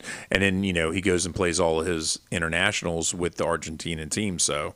Yeah. Well, I'm going to read this. Kyle Albritton said that France should have won, but at this rate, Spain has earned the trophy with 6 shutouts, which is the first time ever, and they will get to be the defending champs when they host it next year. And the goalkeeper is an important part, and you had 3 saves like that today for Spain. I mean, they're just stopping them. Barely the time of possession was in favor of Spain, not by much. A lot of great passes for Spain. They edged them out on all the stats, really. Well, not all the stats, but, France just couldn't get it done. Yeah, you have to put the ball in the goal. It said 14 shots, 4 shots on target, 49 possession, Look at the passes. 408 passes compared to Spain's 487 passes. Yes. That's a lot. Pass accuracy, 86%. Yeah. Both, France was 87, Spain was 86. 11 fouls, 12 fouls. But they have a difference in passes like that were completed. Yeah. That is a big ability in soccer, which I kind of hate, Paul. I kind of hate the passing. Oh, you passed it really good. You kept it from the other team. It's like, come on. Let's just get down the field and score. I'm all about scoring, Paul. That's the reason why I'm not a big soccer fan. Okay. But so let me ask you this. When you look at when they kick the ball back to their goalie to kind of like reset. No. It's more of like a triangle thing. And you're just passing the ball around. Oh, keep away, keep away, keep away. Is that what this is? Yeah. Is this a sport of keep away? Keep the ball away from the other team. Yeah. Especially if you get 1-0. It's like you go to, back in my basketball years, when you would win, you'd slow the ball down because you didn't have a shot clock in high school. Oh, so you'd go to 4 corners. Absolutely. So all you do is just go to 4 corners. You know how they have the clock where you have to get across midcourt in basketball? They don't have that. If you could do that in soccer, oh my God! Yeah. You got to play. 25 seconds. You have the ball. You better get the ball across midcourt. You got to go. You got to go 25. You got to go. That's how we're gonna make soccer better. Oh my make God. soccer great again. Yes, we are. 25 seconds past the half court is what you got to get it. Once you get back, if you go back, you got to do it. You got to get another 25 seconds. Yeah. But that keeps the ball and on then that a shot side. clock on the goal. Oh, I don't These know. are great ideas, guys. I don't know. My We're gonna goodness. change soccer All of a right sudden, here. the final's 12-10, and we don't know why, and we changed the rules. I think they need to take more people out, though. I think there's too many people. 11? Yeah. Well, football has Let's that. just make. Paul. Yeah, but let's just. Yeah, But if you shorten the field or not as wide, boom. Yeah, but if you make it, that's going to be Then you can't crumbled. park We're the all- bus. Yeah, we're all crumbled up. Yeah. We're all crumbled up. I think you go to 6 players, 6 on 6, see what happens. So you don't like the little kids when they're like all following the ball around? That's what it would look like. It's funny though. Yeah.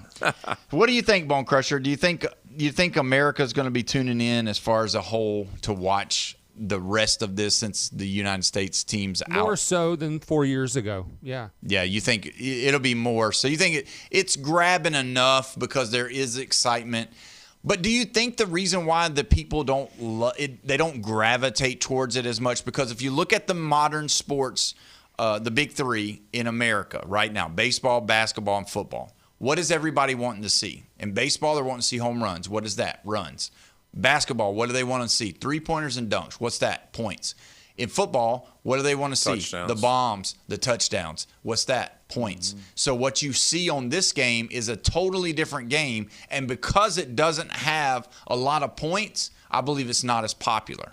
Yeah, it's a great game. People like it. It's a skill game. Don't get me wrong. I'm not trying to say that there's nothing about the soccer game that isn't. But I will say, if you look at the model that sells in America, It's the high-scoring basketball, baseball, and football games. When people were watching Mark McGwire and Sammy Sosa chase those home run records, when you see Shohei Ohtani hitting up bombs, when you see Steph Curry shooting threes, when you saw Jordan dunk, when you saw Kobe dunk, when you saw LeBron dunk, that's what sold the tickets. Zion Williamson became one of the most famous basketball players in the world because of his YouTube highlights of doing 360 dunks in high school. People want to see points. And this soccer game has just, it's popular overseas, but it's just not as popular here because they don't score points, you know? And we had a semifinal game today, 2-0. 2-0. Like, nobody wants to watch 2-0 in anything. No. Like, I mean, darts, bowling, putt-putt golf. Like, you don't want to see 2-0, right? Or am I wrong? I mean, no, you're right. You're absolutely right. So they're right. It's fireworks. That's a part of it, yeah. Is it fireworks compared to a drone show? You're all about the fireworks. The drone show is cool, but it was cool. I don't know what to expect with the fireworks. Right. When you saw the drones for the first time, it was You're cool. like, oh, okay. But then after you've seen it now, you're just like, oh, yeah, you're writing stuff in the sky. Okay. Yeah. Blow stuff up. People want to see explosions. Yes. What's the number one Give me thing that you sports see? explosions. What's the number one video you see? The guy in the wheelchair. Terry. Back up, Terry. Back up. Oh, yes. Pop. Because it's blowing up. Because it's blowing up right there. And that's the number one July the 4th video every single year. And, I mean, that's what people want. And what are fireworks? Points and runs. Touchdowns. They want to see people score. We don't want to see a hot dog eating contest where somebody eats 5 hot dogs. No. We want to see 80. I want you to throw up when you're done, right? Man. You want to see extreme. When you go to UFC, do you want to see them wrestle around and get points? Or do you want to see somebody Choke get out. their face knocked off? Somebody's almost? turning purple. Right. Purple, or do you want to see a lot of blood? Oh, my goodness. The gore. That's what you want. I mean, listen, we got hockey. Hockey's a relatively low-scoring game, very popular. I think Americans just don't understand the minutia of soccer. And I think as we keep watching it, we'll start appreciating the game for what it is. I'm going to push back, though. I remember Greg Maddux and Tom Glabb and all those 1-0 games in baseball. We loved that. We loved it because we won, and we were winning championships. If we'd have done that and not won the pennant, we'd have been in trouble. They'd have been like, we don't want to see 1-0 games. The ticket prices would have been lower. If Greg Maddux was playing center for the USA Soccer, you'd watch that. Yeah, of course, because he's like 60 years old now. But let me say this, though. When you were talking about the hockey, why do people in America watch hockey? Oh, fights. The fights. They want to see the fights. But it's also they're skating at a rapid pace. I mean, it's fast. Yeah. It's going. But it's exciting because you're like, okay, what's going to happen? Oh, the puck's over here. Oh, wow, look at one over there. And, and things just change so quickly. Yeah, but soccer, does it really change so quickly, Paul? No, it doesn't. Right. It's a ball that gets knocked around in a big old field. They're not on ice skates. Those soccer players are tough, man. I saw a soccer player with a bone coming out of his leg hop off the field. Yeah, no. And I'm sure everybody, when they saw the video of that, they got more respect, and they probably typed in their algorithm, injuries at the soccer field, so they could see it. People like exciting stuff, and fights and breaking bones and getting hurt, and people like that kind of stuff if there's not a lot of action. And that's the thing about soccer. There's not a lot of action because of what you're talking about, their strategy. You got to be very smart to play soccer. It's just like chess. You got to be able to know what you're doing. You got to know where you're going. And so I'm not discounting it at all. It's a fantastic sport. Those guys are professional athletes. They're great. They're wonderful. I'm saying, though, the reason why the numbers don't go up outside of when Messi's playing or when the U.S. is playing is because the game is kind of like I do agree. If you added to where, I think it was one of our callers one time said, if you let them fight, if you let them soccer, and wow, you let one of them soccer, no flopping. There won't be any flopping for real. Somebody getting nailed. But I mean, if you had that like hockey, there would be a lot more people watching it. Guaranteed. Let's do it in America. Let's do it on concrete, and they got roller blades, and it becomes a lot faster for soccer. I don't know. It just a fast pace. Let's do something, Paul. I mean, soccer is a patient. great game. It's just I just wonder, I wondered how it was going to happen because of the way that, that how U.S. went so far and people believed it. Your hairdresser. I'm sorry, salon barber. Your barber was right, Paul, and He you told listened to him. Yeah. And you listened to him for a little bit, but then you got your stars in your eyes off of our flag. Well, he said we wasn't going to win. There was no chance. Yeah. And he was right. Yeah. So Sweet 16 wasn't so sweet. It wasn't sweet. But we're going to go ahead and go to the phone line. We got Jamie on the line. Gator Jamie, how you doing today, my friend? I'm doing well, boys. How are y'all? We're doing fantastic. What's going on, buddy? Hey, man, y'all are talking right up my alley now. That was me talking about let them fight. That's right. I knew there was somebody. That's exactly right. I mean, because are people watching these low-scoring games because we don't want to see defensive stalwarts. We want to see scoring. Right. We want to see it going. We want to see a 12-11. Yeah. And I agree with you. And I told my wife, we were watching it, and she was like, "This is so boring." And I was like, "What they need to do is eliminate the goalie. Take the goalie out." Wow. Yeah. Just let them kick it at the goal if you score. I mean, you don't get the goaltender in basketball.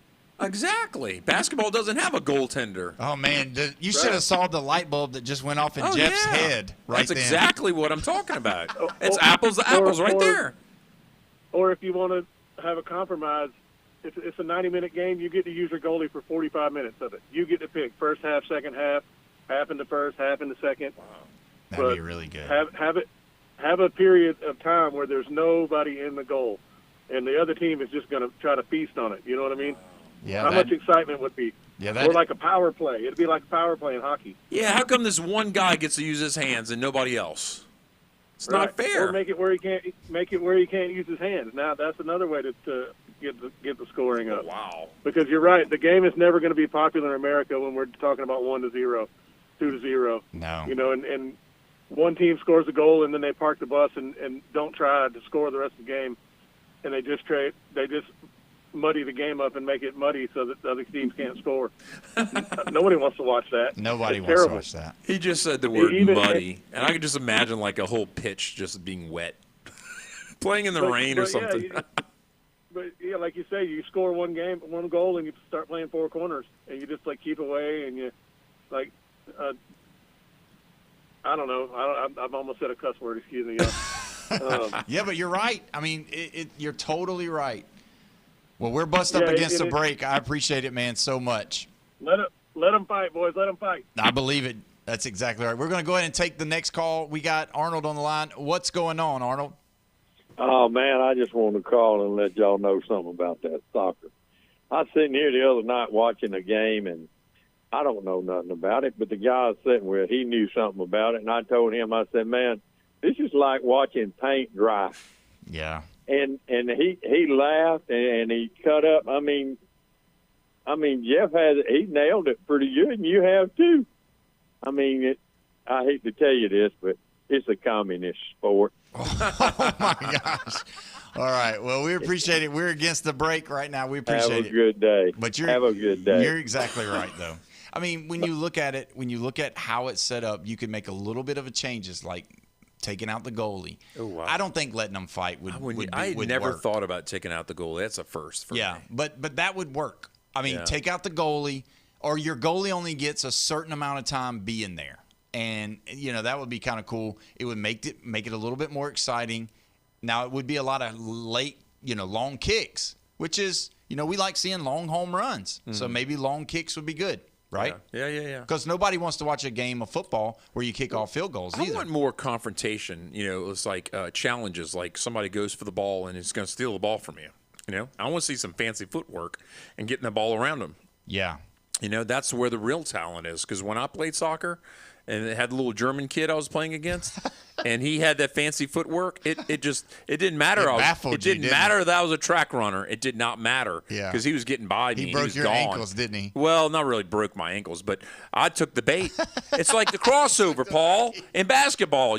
I took the bait, and then the guy's gone. Yeah. And it's like I can't catch up with him. He's got the ball. He's running with it. And that ended your soccer And that career. was it, man. I knew I can't compete with these Europeans. Nope. Ain't no way. All right. But I'll tell you, tomorrow, Argentina, I think they're going to beat England. Wow. It's going to be a repeat. And I don't know if you know the whole history behind it, but in the 80s and all that, Margaret Thatcher sent English troops down, or the Navy, down because Argentina took the Falkland Islands from Britain. And they sent the military down there, and they took the Falkland Islands like that. It was the quickest war ever, and it was over with. And then, guess what happened? They met each other in the World Cup final, and Diego Maradona for Argentina scored 2 goals on England, and that was their revenge. They wanted soccer. England wanted a war. A little different. And that's where this is kind of like being like not a rivalry, but it has some history to it. Okay. And so I'm picking Argentina. How about you? And that's tomorrow, right? That's tomorrow, and it'll be ending when we're getting on practically. Okay, so Yeah, we'll right have around the that answer time. tomorrow then. That'll be good. It'll be 3 o'clock. I think it's a 3 o'clock game, and that's in Atlanta, which is cool. Yeah, that is going to be cool. So we're going to go ahead and take our next break. When we come back, we're going to dive into some of the other issues going on in the world of sports, specifically some college football stuff. You're listening to the Sports Blitz. Paul Wilson right here, 104.3 ESPN, Northwest Florida.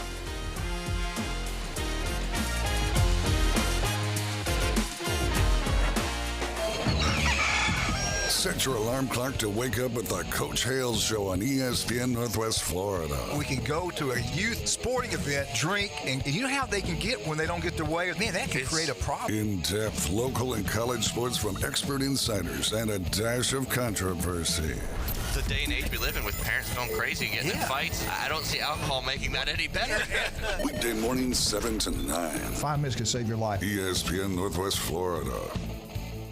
Good evening. This is Joanna with your weather forecast from ESPN Northwest Florida on this Tuesday.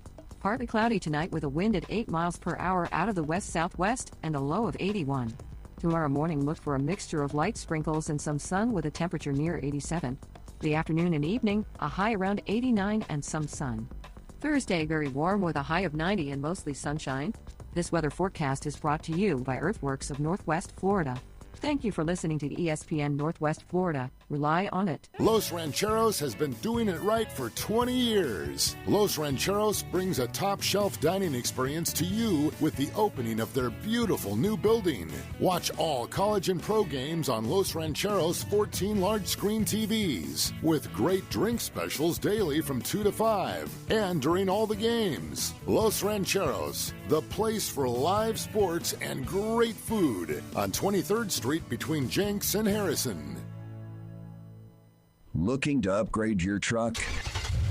It's Blue Diamond Truck Accessories in Panama City. They sell, service, and install it all. Light kits, bed covers, bumpers, winches, lift kits, and any trailer hitch you can imagine. Blue Diamond Truck Accessories, just west of Frankfort Avenue on 15th Street. Find Blue Diamond Truck Accessories on Facebook or call 850-914-0265. Blue Diamond Truck Accessories, 850-914-0265.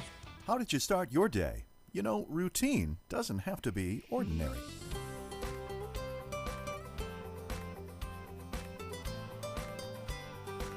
Hi, Doug Chamberlain with the Samaritan Ministries Family Health Checkup. Starting a regular morning routine prepares us to have a productive day, and it has many benefits. First, it can lower stress levels if you rise early because you're not rushed. Not a morning person? Well, start by setting your alarm clock 15 minutes earlier than you do now, working your way up to your desired wake-up time. Drink a glass of water to revitalize your body, and then move, stretch, or take a walk. Just 10 minutes of intentional movement makes a difference. Spend some time in God's Word and prayer, and journal how God has blessed you. Eat a good breakfast and take time to connect with your spouse and family as the day begins. Starting your morning on the right foot can lead to an extraordinary day. For more, visit us on Facebook or at familyhealthcheckup.org. When the sun sets on the Emerald Coast, the freaks come out and play. Hi, I'm a recovering crackhead. Hand me that shotgun. Get on your knees! The Sports Blitz with Paul Wilson. 104.3 ESPN Northwest Florida.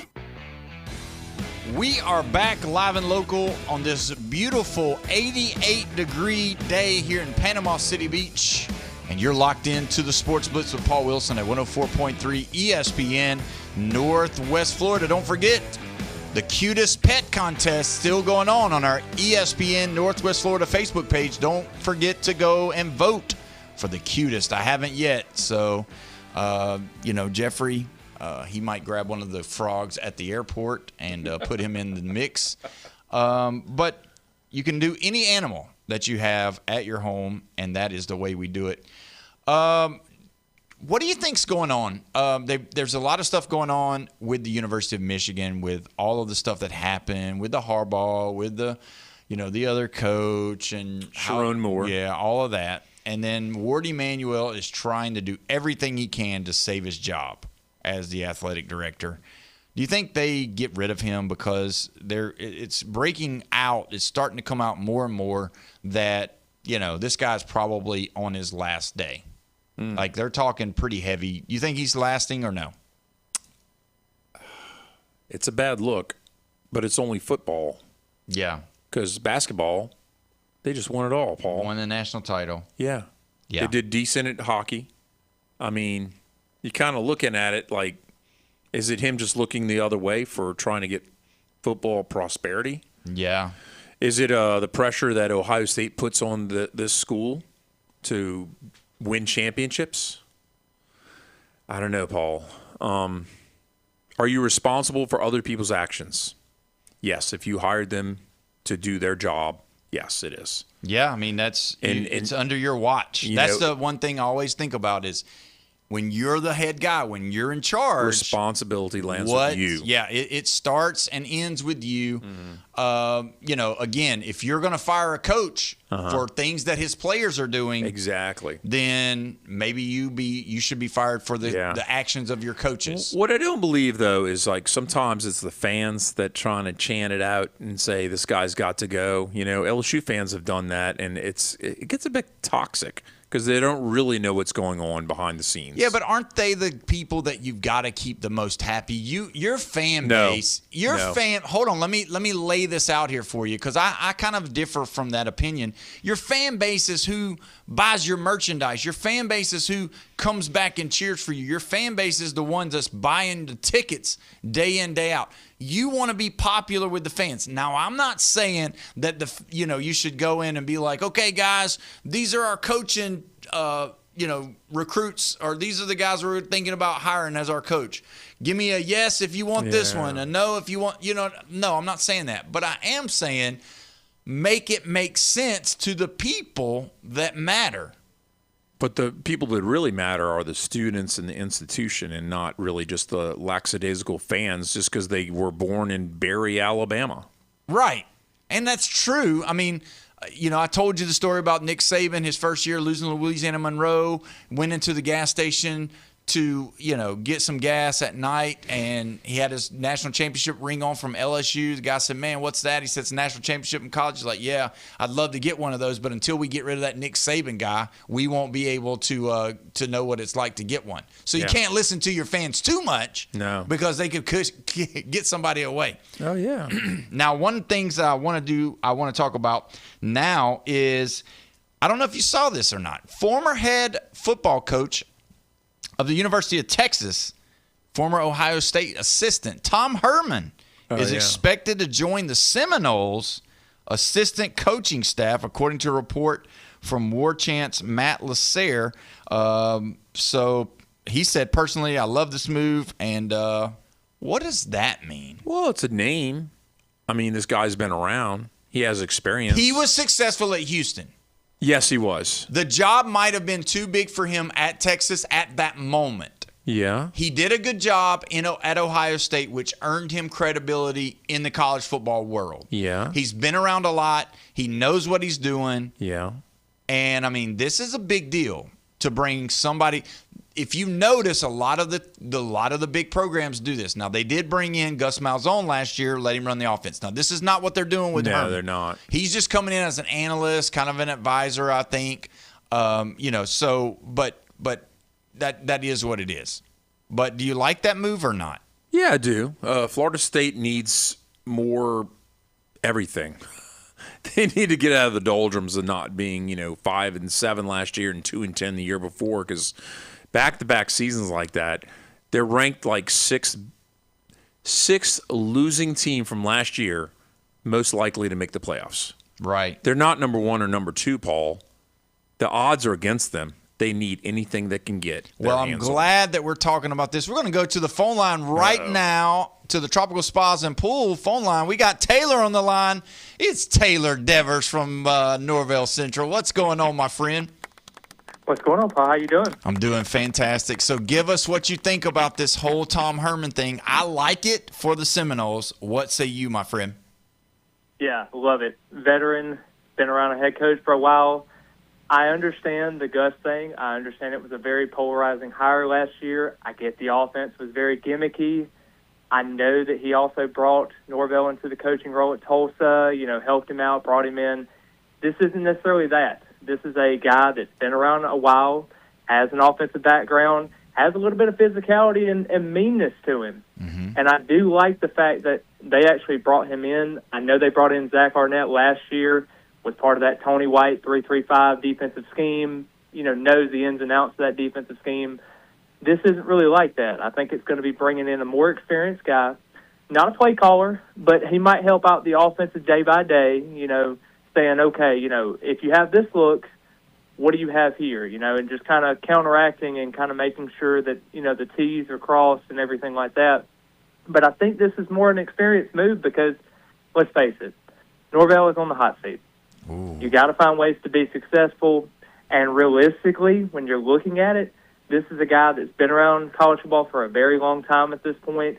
Like you said, the Texas job might have been too much for him at one point, but I think this is a hungry guy wanting to get back into the coaching realm, and Nick Saban did it. I'm not comparing Norvell to Nick Saban. I'm not even comparing Florida State to the Nick Saban situation, but this seems like a hire that could work out in Florida State's favor. So is there a chance, because there's more chatter online that says that if Norvell doesn't do good, did Norvell by chance just hire his interim coach? Possibly. I think this could be an opportunity if he does well in those roles. I think that could be possible. Obviously, everyone wants to talk about the SMU game and the Alabama game early, and you want to win those games early. But if you don't win that 3-game stretch of like Louisville, Miami, and Clemson, if you probably don't win 2 out of the 3 there, and you're kind of reeling going into that last half of the season, it could get really rough. And I think Herman could at least be, because Odell was the interim head coach the last 2 times that they've had a coaching change. And Odell is no longer in a coaching capacity. He's still there as an off-field role, but I think Herman can be that kind of replacement. I don't necessarily love the idea of him being a full head coach at Florida State, but I do think that he can be that guy to stabilize a program if it kind of gets reeling, or just stabilize it enough to get it to 8, maybe even 9 wins if it has a really good season. I don't know if you remember this, Paul, but a little over 9 years ago, Tom Herman almost became the LSU head coach. Yeah. Over Coach O. I remember that. And that was a big deal, and there was a whole going back because, what was it, who negotiates it is the agent. Yeah. That's what, a coach's agent. And Tom Herman was taking bids from 2 different teams, and it was kind of like a seesaw battle, and Coach O was really not in the play for that. And then once LSU kind of took a step back and looked at Coach O and said, this guy's all in on us, man. How can you not pass this up? Yeah, Herman could have been an LSU guy. Wow. And he could have lasted for a little bit. We just don't know. Yeah. I mean, I think, Taylor, you got a point. I think really when you look at him, he's been around. And the thing about it is he hasn't just been around, he's been around the big of the big, which is Ohio State. And then you think about Houston, that was a big program and very successful. And then he's been at Texas understanding how big of a job that is, maybe, and I'm not calling Florida State a smaller job, but it is a smaller job than Texas. But that type of environment, this might be one of those things that lines up and all the stars align. And, man, it would be nice to see that if, like you say, if they start reeling, because how many games is it going to take for everybody to finally say enough's enough? What do you think, 3, 4, 5? What's the number? Yeah, I mean, if you're losing to Alabama and you lose to SMU and then you're going in, you lose that Friday night to Louisville, and you're already at 3 losses and you're probably at 3-3 at that point, it could get a little dicey going into Miami. Potentially you lose that game and you're 3-4. That's where you start hitting the panic button, and you're probably done by Halloween at that point. And you know, again, if you don't win those games, but then if you're not respectable in them, if there's some blowouts in the middle of all that, it could be coming. The call could be coming sooner because the money's there, right? They made it through. Now they've got the money to get rid of them if they have to. And then if you do already have somebody on tap with Herman coming in, that could be the possibility of being able to have him for cheap right now. And SMU's got talk that they're going to make the playoffs. There's a lot of chitter chatter out there because their schedule is very good, beneficial to them. But if you lose a game like in overtime to Louisville, it's a done deal. Put a fork in them. Yeah, you're probably right. And you can't even get to the Gators game to save your job. Yeah, and I don't even know if that's a game that saves your job anymore, like it used to be. So late in the season. Yeah, so late, and if you've already have a losing record, I mean, that's the problem. Well, real quick, Taylor, before we take a break, you a World Cup guy or no? Well, it is what it is, man. Americans aren't there is what that means.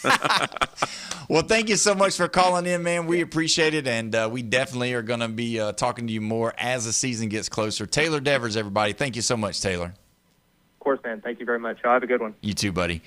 You know, if you are looking for a place to go indoor and get out of the heat, maybe it's raining, maybe it's just the humidity makes it feel like it's raining, your place that you need to go to is DuPlay on 287 Aberdeen Parkway in Panama City. They're right there by the Lynn Haven Sports Complex.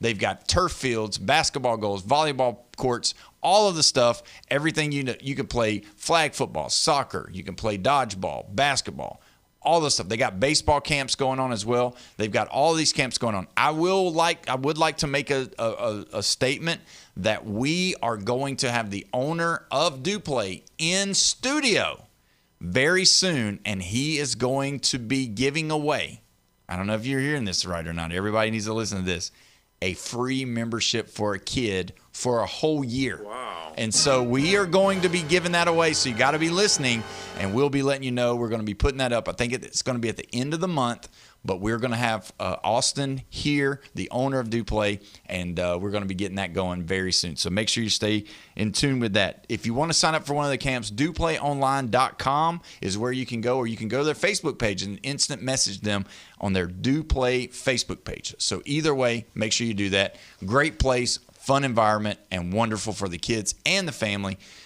DuPlay right there in Panama City. When we come back, we're going to dive into all of the breaking news that's been happening right here at 104.3 ESPN Northwest Florida.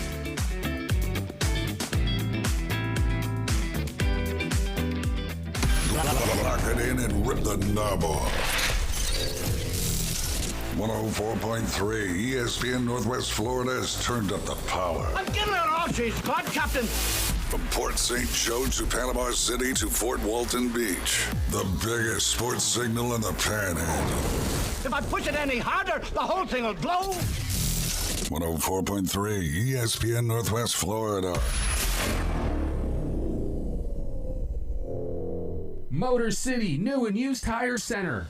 Burn rubber, not your wallet. Cruise into Panama City's newest tire paradise. Motor City New and Used Tire Center is now open. For all sizes and the best prices in town, it's the new Motor City New and Used Tire Center. 2015 West 15th Street, Panama City, between Frankfort and Lincoln, where the rubber meets the road and the prices hit the floor. It's Motor City New and Used Tire Center. Call 850-215-3040. 850-215-3040. Looking for your next reliable ride? Don't break the bank. Cruise on down to Emerald Coast Auto Sales. From spacious family SUVs to sleek fuel-efficient sedans, we have an incredible selection of quality pre-owned vehicles waiting just for you right here on our lot at Emerald Coast Auto Sales. Drive home happy today. Emerald Coast Auto Sales, 2815 15th Street, right across the street from Cedar Grove Elementary. ESPN Northwest Florida advertisers get results. Here's MaxFit Sports Nutrition owner Jason Kowaleski. So if you're looking to advertise, or if you have a small business and you're looking to drive traffic to your store, check out ESPN 104.3 with Coach James Hale Show. I've been working with them for 7 years. They've driven a lot of traffic to my business. I get people all the time in my store that say, hey, I've heard you're on the radio. It's one thing to advertise on the radio where people may hear it. It's another thing to be able to come on, talk to your customers directly. It's just one of the best form of advertisements I did, and I've gotten great returns off of it. So if you're looking for some form of advertisement to drive traffic, check out Coach Hale Show on ESPN. Contact Coach Hale, and he'll hook you up and get you started in the right direction and get you a lot more business. Get results for your business. Call ESPN Northwest Florida, 850-215-4468. 850-215-4468. Pound the like and crush the subscribe. The Sports Blitz with Paul Wilson is live on YouTube. 104.3 ESPN Northwest Florida. Welcome back. You're listening to the Sports Blitz with Paul Wilson right here at 104.3 ESPN Northwest Florida, your spot for the Atlanta Braves. Don't forget the Braves will be back in action Friday night. 6 o'clock is the coverage time. First pitch is 6:15. Braves will be taking on the Texas Rangers right here at 104.3 ESPN. Don't forget the Braves are sponsored by Hewitt Tire and Auto, Brock Pest Control, Bill Bird Kia, PCB Hobby, Cito, and Blue Diamond Truck Accessories right here in the Panhandle. We're so glad to have those guys on board. Don't forget, if you want to be a part of this show, you can be 850-215-6290. The Tropical Spas and Pool phone line is active and live and ready for you to call in. You can text in as well. Jeffrey, we just got the news that Janice McNair, one of the owners of the Texas original owners, has passed away at 89 years old. Yeah. So one of those things that comes across that you definitely want to tell about, but yeah. You got some story about her? Did you know her personally? No, but I wasn't for Houston getting an expansion franchise. The same thing with Cleveland. What? I was against both of them. Yeah. What did you? I thought you didn't like Baltimore. You didn't want Baltimore Ravens to come about. Well, the Baltimore Ravens stole the Cleveland Browns from Cleveland because the city, not the fans. Don't get me wrong. Fans are pretty toxic though. But no, the city decided that they didn't want to, basically keep the Browns. Right. And so Art Modell was like, yeah, I'm going to head to Baltimore because I have a better deal over there. You lost your team. Houston with the Oilers, same kind of deal. They lost the team to Nashville. Yeah. You know what? I mean, it's good riddance. Time passes by. I know Houston's a huge city, massive, fourth largest city in the nation. And to not have an NFL franchise seems kind of weird, but I feel like you lost your chance to have a team. Yeah. And it wasn't just the successfulness of the Oilers because they had times where they were really great, but they just couldn't get to the Super Bowl. Yeah. Which team name do you like the best? You know me, I'm all about the names. Yeah. Did you like the Houston Oilers or do you like the Houston Texans? I like the Oilers better. Well, I mean, if you think about it, back before the Kansas City Chiefs were the Chiefs, they were the Dallas Texans. Oh, yeah, that's true. Yeah, so the name's been around. I mean, that'd be like calling, the Louisianians. Right. Yeah. It just doesn't even sound right. Yeah, I mean, it's like the Panama City Floridians. Yeah, I mean, you name your kid Will Wilson. Yeah, that's right. Yeah, it's like John Johnson. Yeah, I don't know. Do you like it? We'll just call them the juniors. Yeah, I mean, it's like, we're the Texans. Well, what is a Texan? Somebody's from Texas. Oh, okay. So I guess it covers a lot of people. I mean, you already got the Cowboys. I guess you could say, they already had the Oilers, so I guess you had to buy the new name, and they wanted a new deal. Did you like the old Oilers helmet with the oil rig on the helmet? I don't know. They could have changed it. They could have got a guy with some gloves on, doing some hard work on the oil fields. What are those guys called? I don't know. They're called. Are they grunts or what are they called? I forget what they're those called. guys on the oil fields. What are they called? They're called something. Yeah, they're called something. I can't think of what they're called, but as you're being a producer, you need to look that up. So Houston's known for rodeo, also. Yeah, they could have been the rodeos. They could have been the Houston Bulls. No, we already got too many Bulls. No, all they have is basketball. No, we've already got South Florida. Yeah, that's too many Bulls. Roughnecks. Yeah. I mean, yeah, you ain't they're gonna Roughnecks. We could have been called the Houston Roughnecks. Everything's bigger in Texas. What you got that's big? I don't know. Not the elephants. The whales or anything like that. No. It can't be the Galveston beaches. How about the Florida mullets? Yeah. Fish. You must have been. I'm talking about hair. He's talking about the hair. Oh, yeah. All those 14-year-old boys that just hit puberty is Oh, on the goodness. beach right now. All right, so I wanted to talk about this. We haven't gotten to talk about this in a while, but now that we're at the half, I want you all to think about this. Okay. All right? So the Major League umpires have missed 14,441 calls in the first half of the season.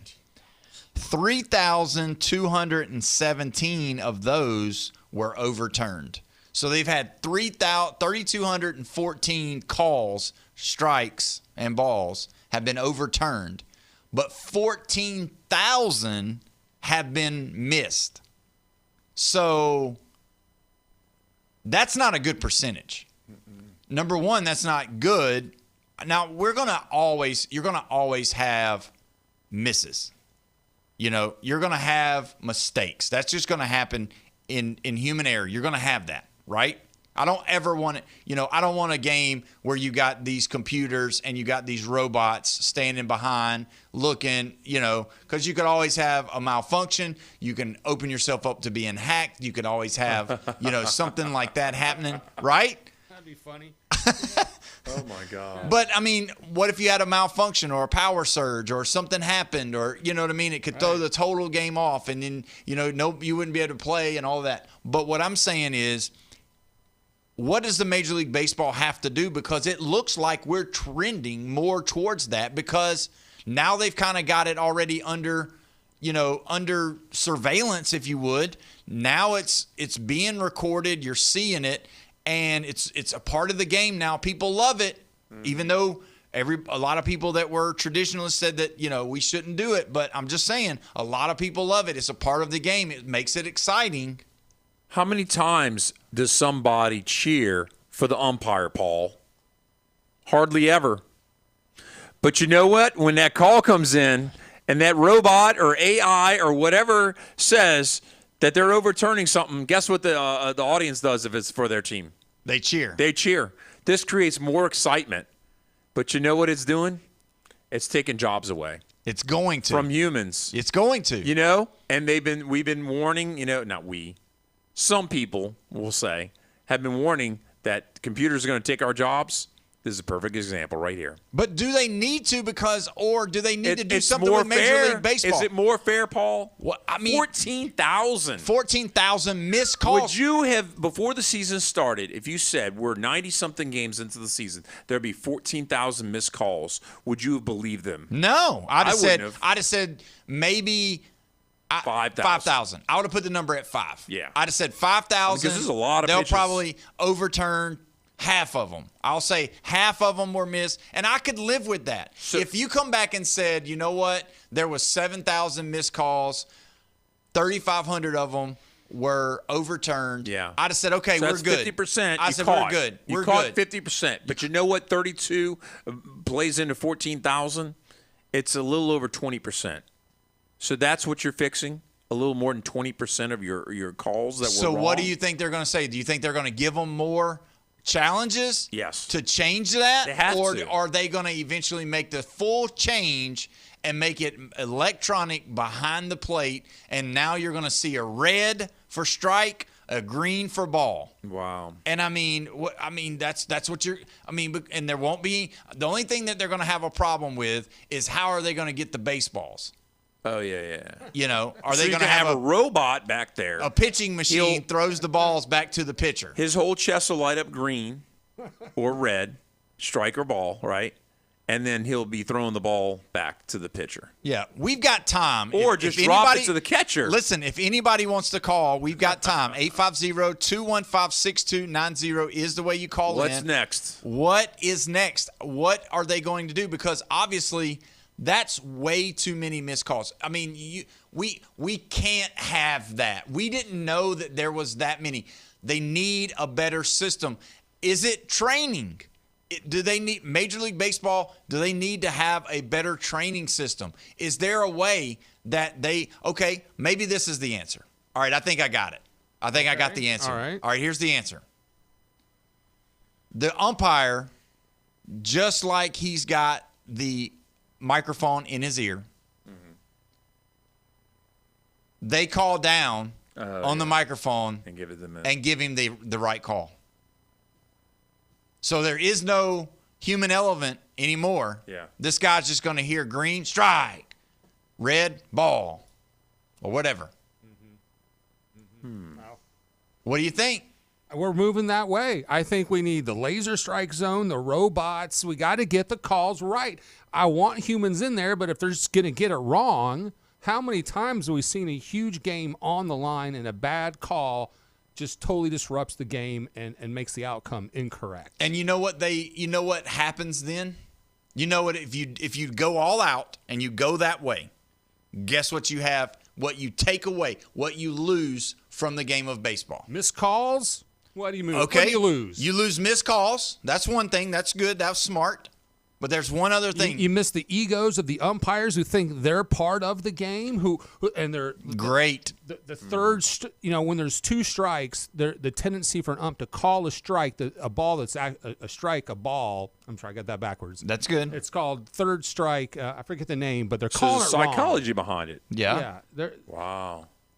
If you go to this, though, what you lose, you do not have any more manager ejections. Oh, because it's concrete. Because it's right. Yeah. Because if it hits the square, if the ABS challenge is right, you can't argue with it. There will be no more umpires throwing out players for balls and strikes. You'll never have it again. You'll never throw a pitcher out. You'll never throw a manager out. You'll never throw a batter out. You'll never throw a catcher out. Yeah. That'll be it. You know how many pitches 14,000 pitches is? A lot. It's more than 2 weeks of games. More than 2 weeks of games. If everybody's playing like an average week, it's more than 2 weeks of games. That's what we've missed so far. So what do you think? You think they have to go that way? You have to. What you don't? The results are in. They've got to get their training though. The training. They're training. You got to find Apparently new guys. We've been failing training all this time, and we've heard former pitchers talking about it. I heard Roger Clemens talking about it yesterday. He was talking about how he did something or another for the umpire. The umpire really liked him and all that, and all of a sudden he's getting great calls. Yeah, it happens. Because there is favoritism whenever and these guys, they're not like jurors. They don't get isolated in a hotel room and tell you can't watch TV or have social media. They've got favorite players. They're starstruck. Their families know that they are umpires, and so they've got nieces and nephews and kids and grandkids that say, "Oh, Daddy, Grandpa, or Uncle, my favorite player is Aaron Judge. Oh, I love him so much. Hey, Aaron, how you doing? My grandson would love to have a signed ball. Oh, sure, here you go. You don't think Aaron Judge is going to get a call from that guy? He just signed a baseball for his grandson." So obviously these guys are human. They're going to make mistakes, but there is partiality, just exactly like what you're saying. And teams. Yeah. Not just players. Yeah, because why would they grow up not knowing anything about baseball to become an umpire? So they've got favorite teams, they've got favorite players, they've got favorite deals that they love, and they're going to call it based off of that because they're impartial but partial. Well, that does it for us. Thank you so much for all of the comments. You can go back on Facebook and watch the show. Tell us if we did a good job. Like, share, comment, subscribe, all of those things. We'll see you tomorrow, guys. Have a great night.